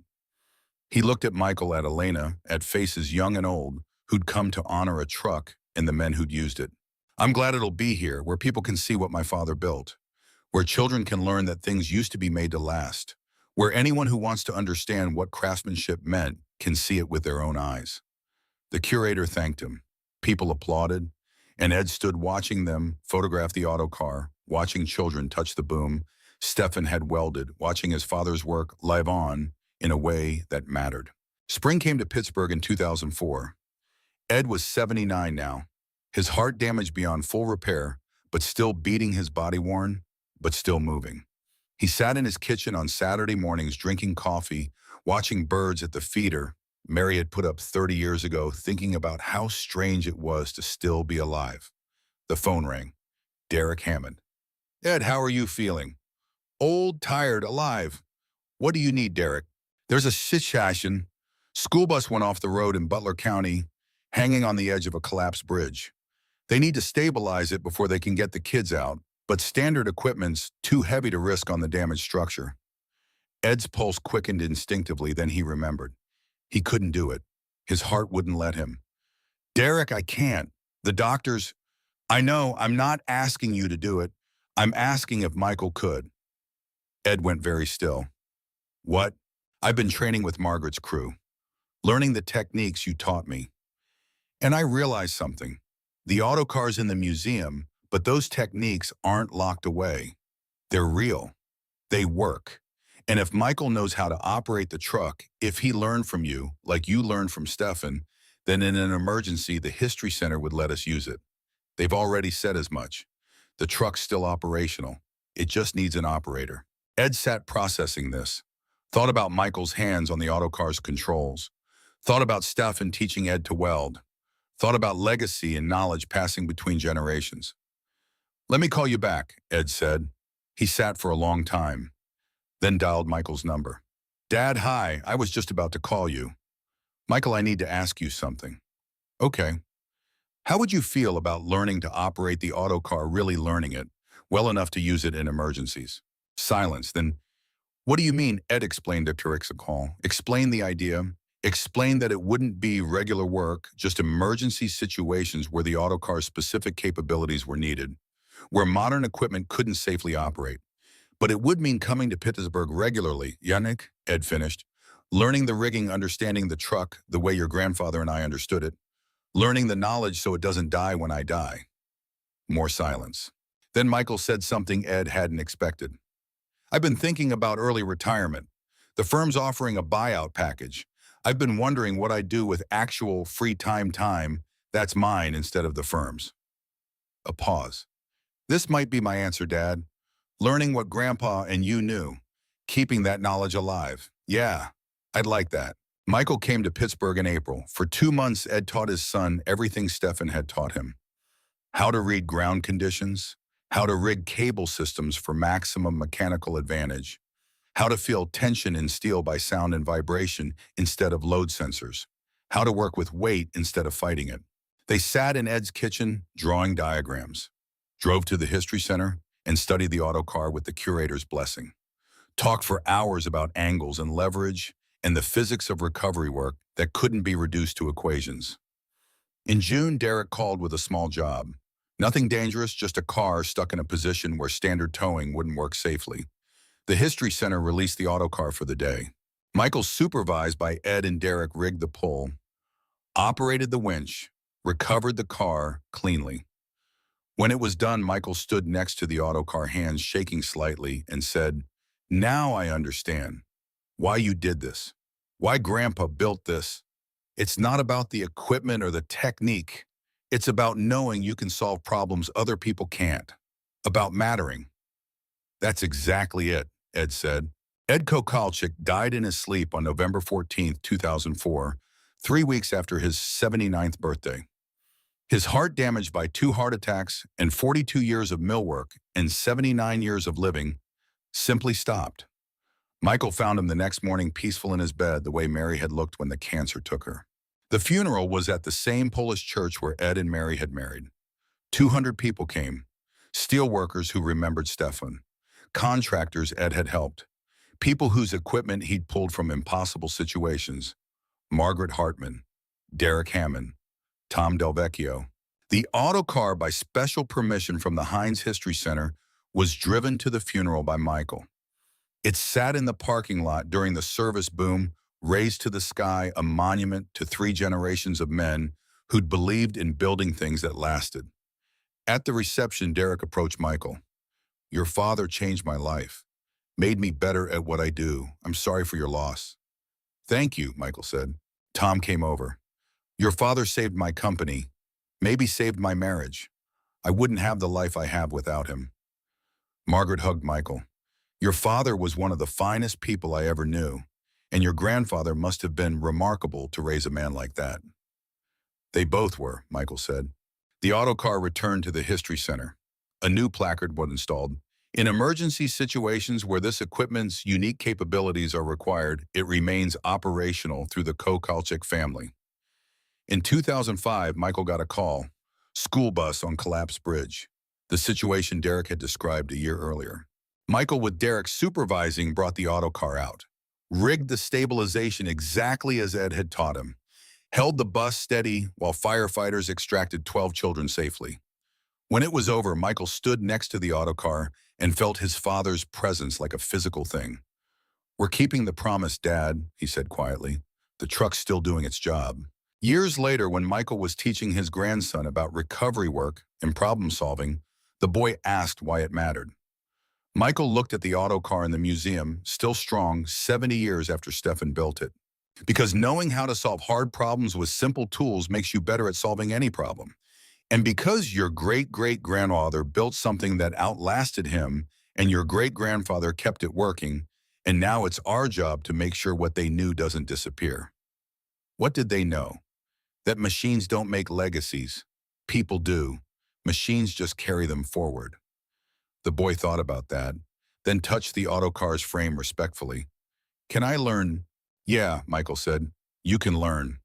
The autocar DC-100 still sits in the Heinz History Center today, fully operational, ready for emergencies, a monument not to machines but to the men who built them and used them and taught others how to use them. A monument to the promise that helping people matters more than profit. That knowledge passed between generations never truly dies. That things built right outlast the builders. Stefan Kokalchik's work did exactly what he built it to do. It helped people. It lasted. And 77 years later, it still teaches the lesson that craftsmanship and service and stubborn determination to do good work can change lives and create legacies that never end.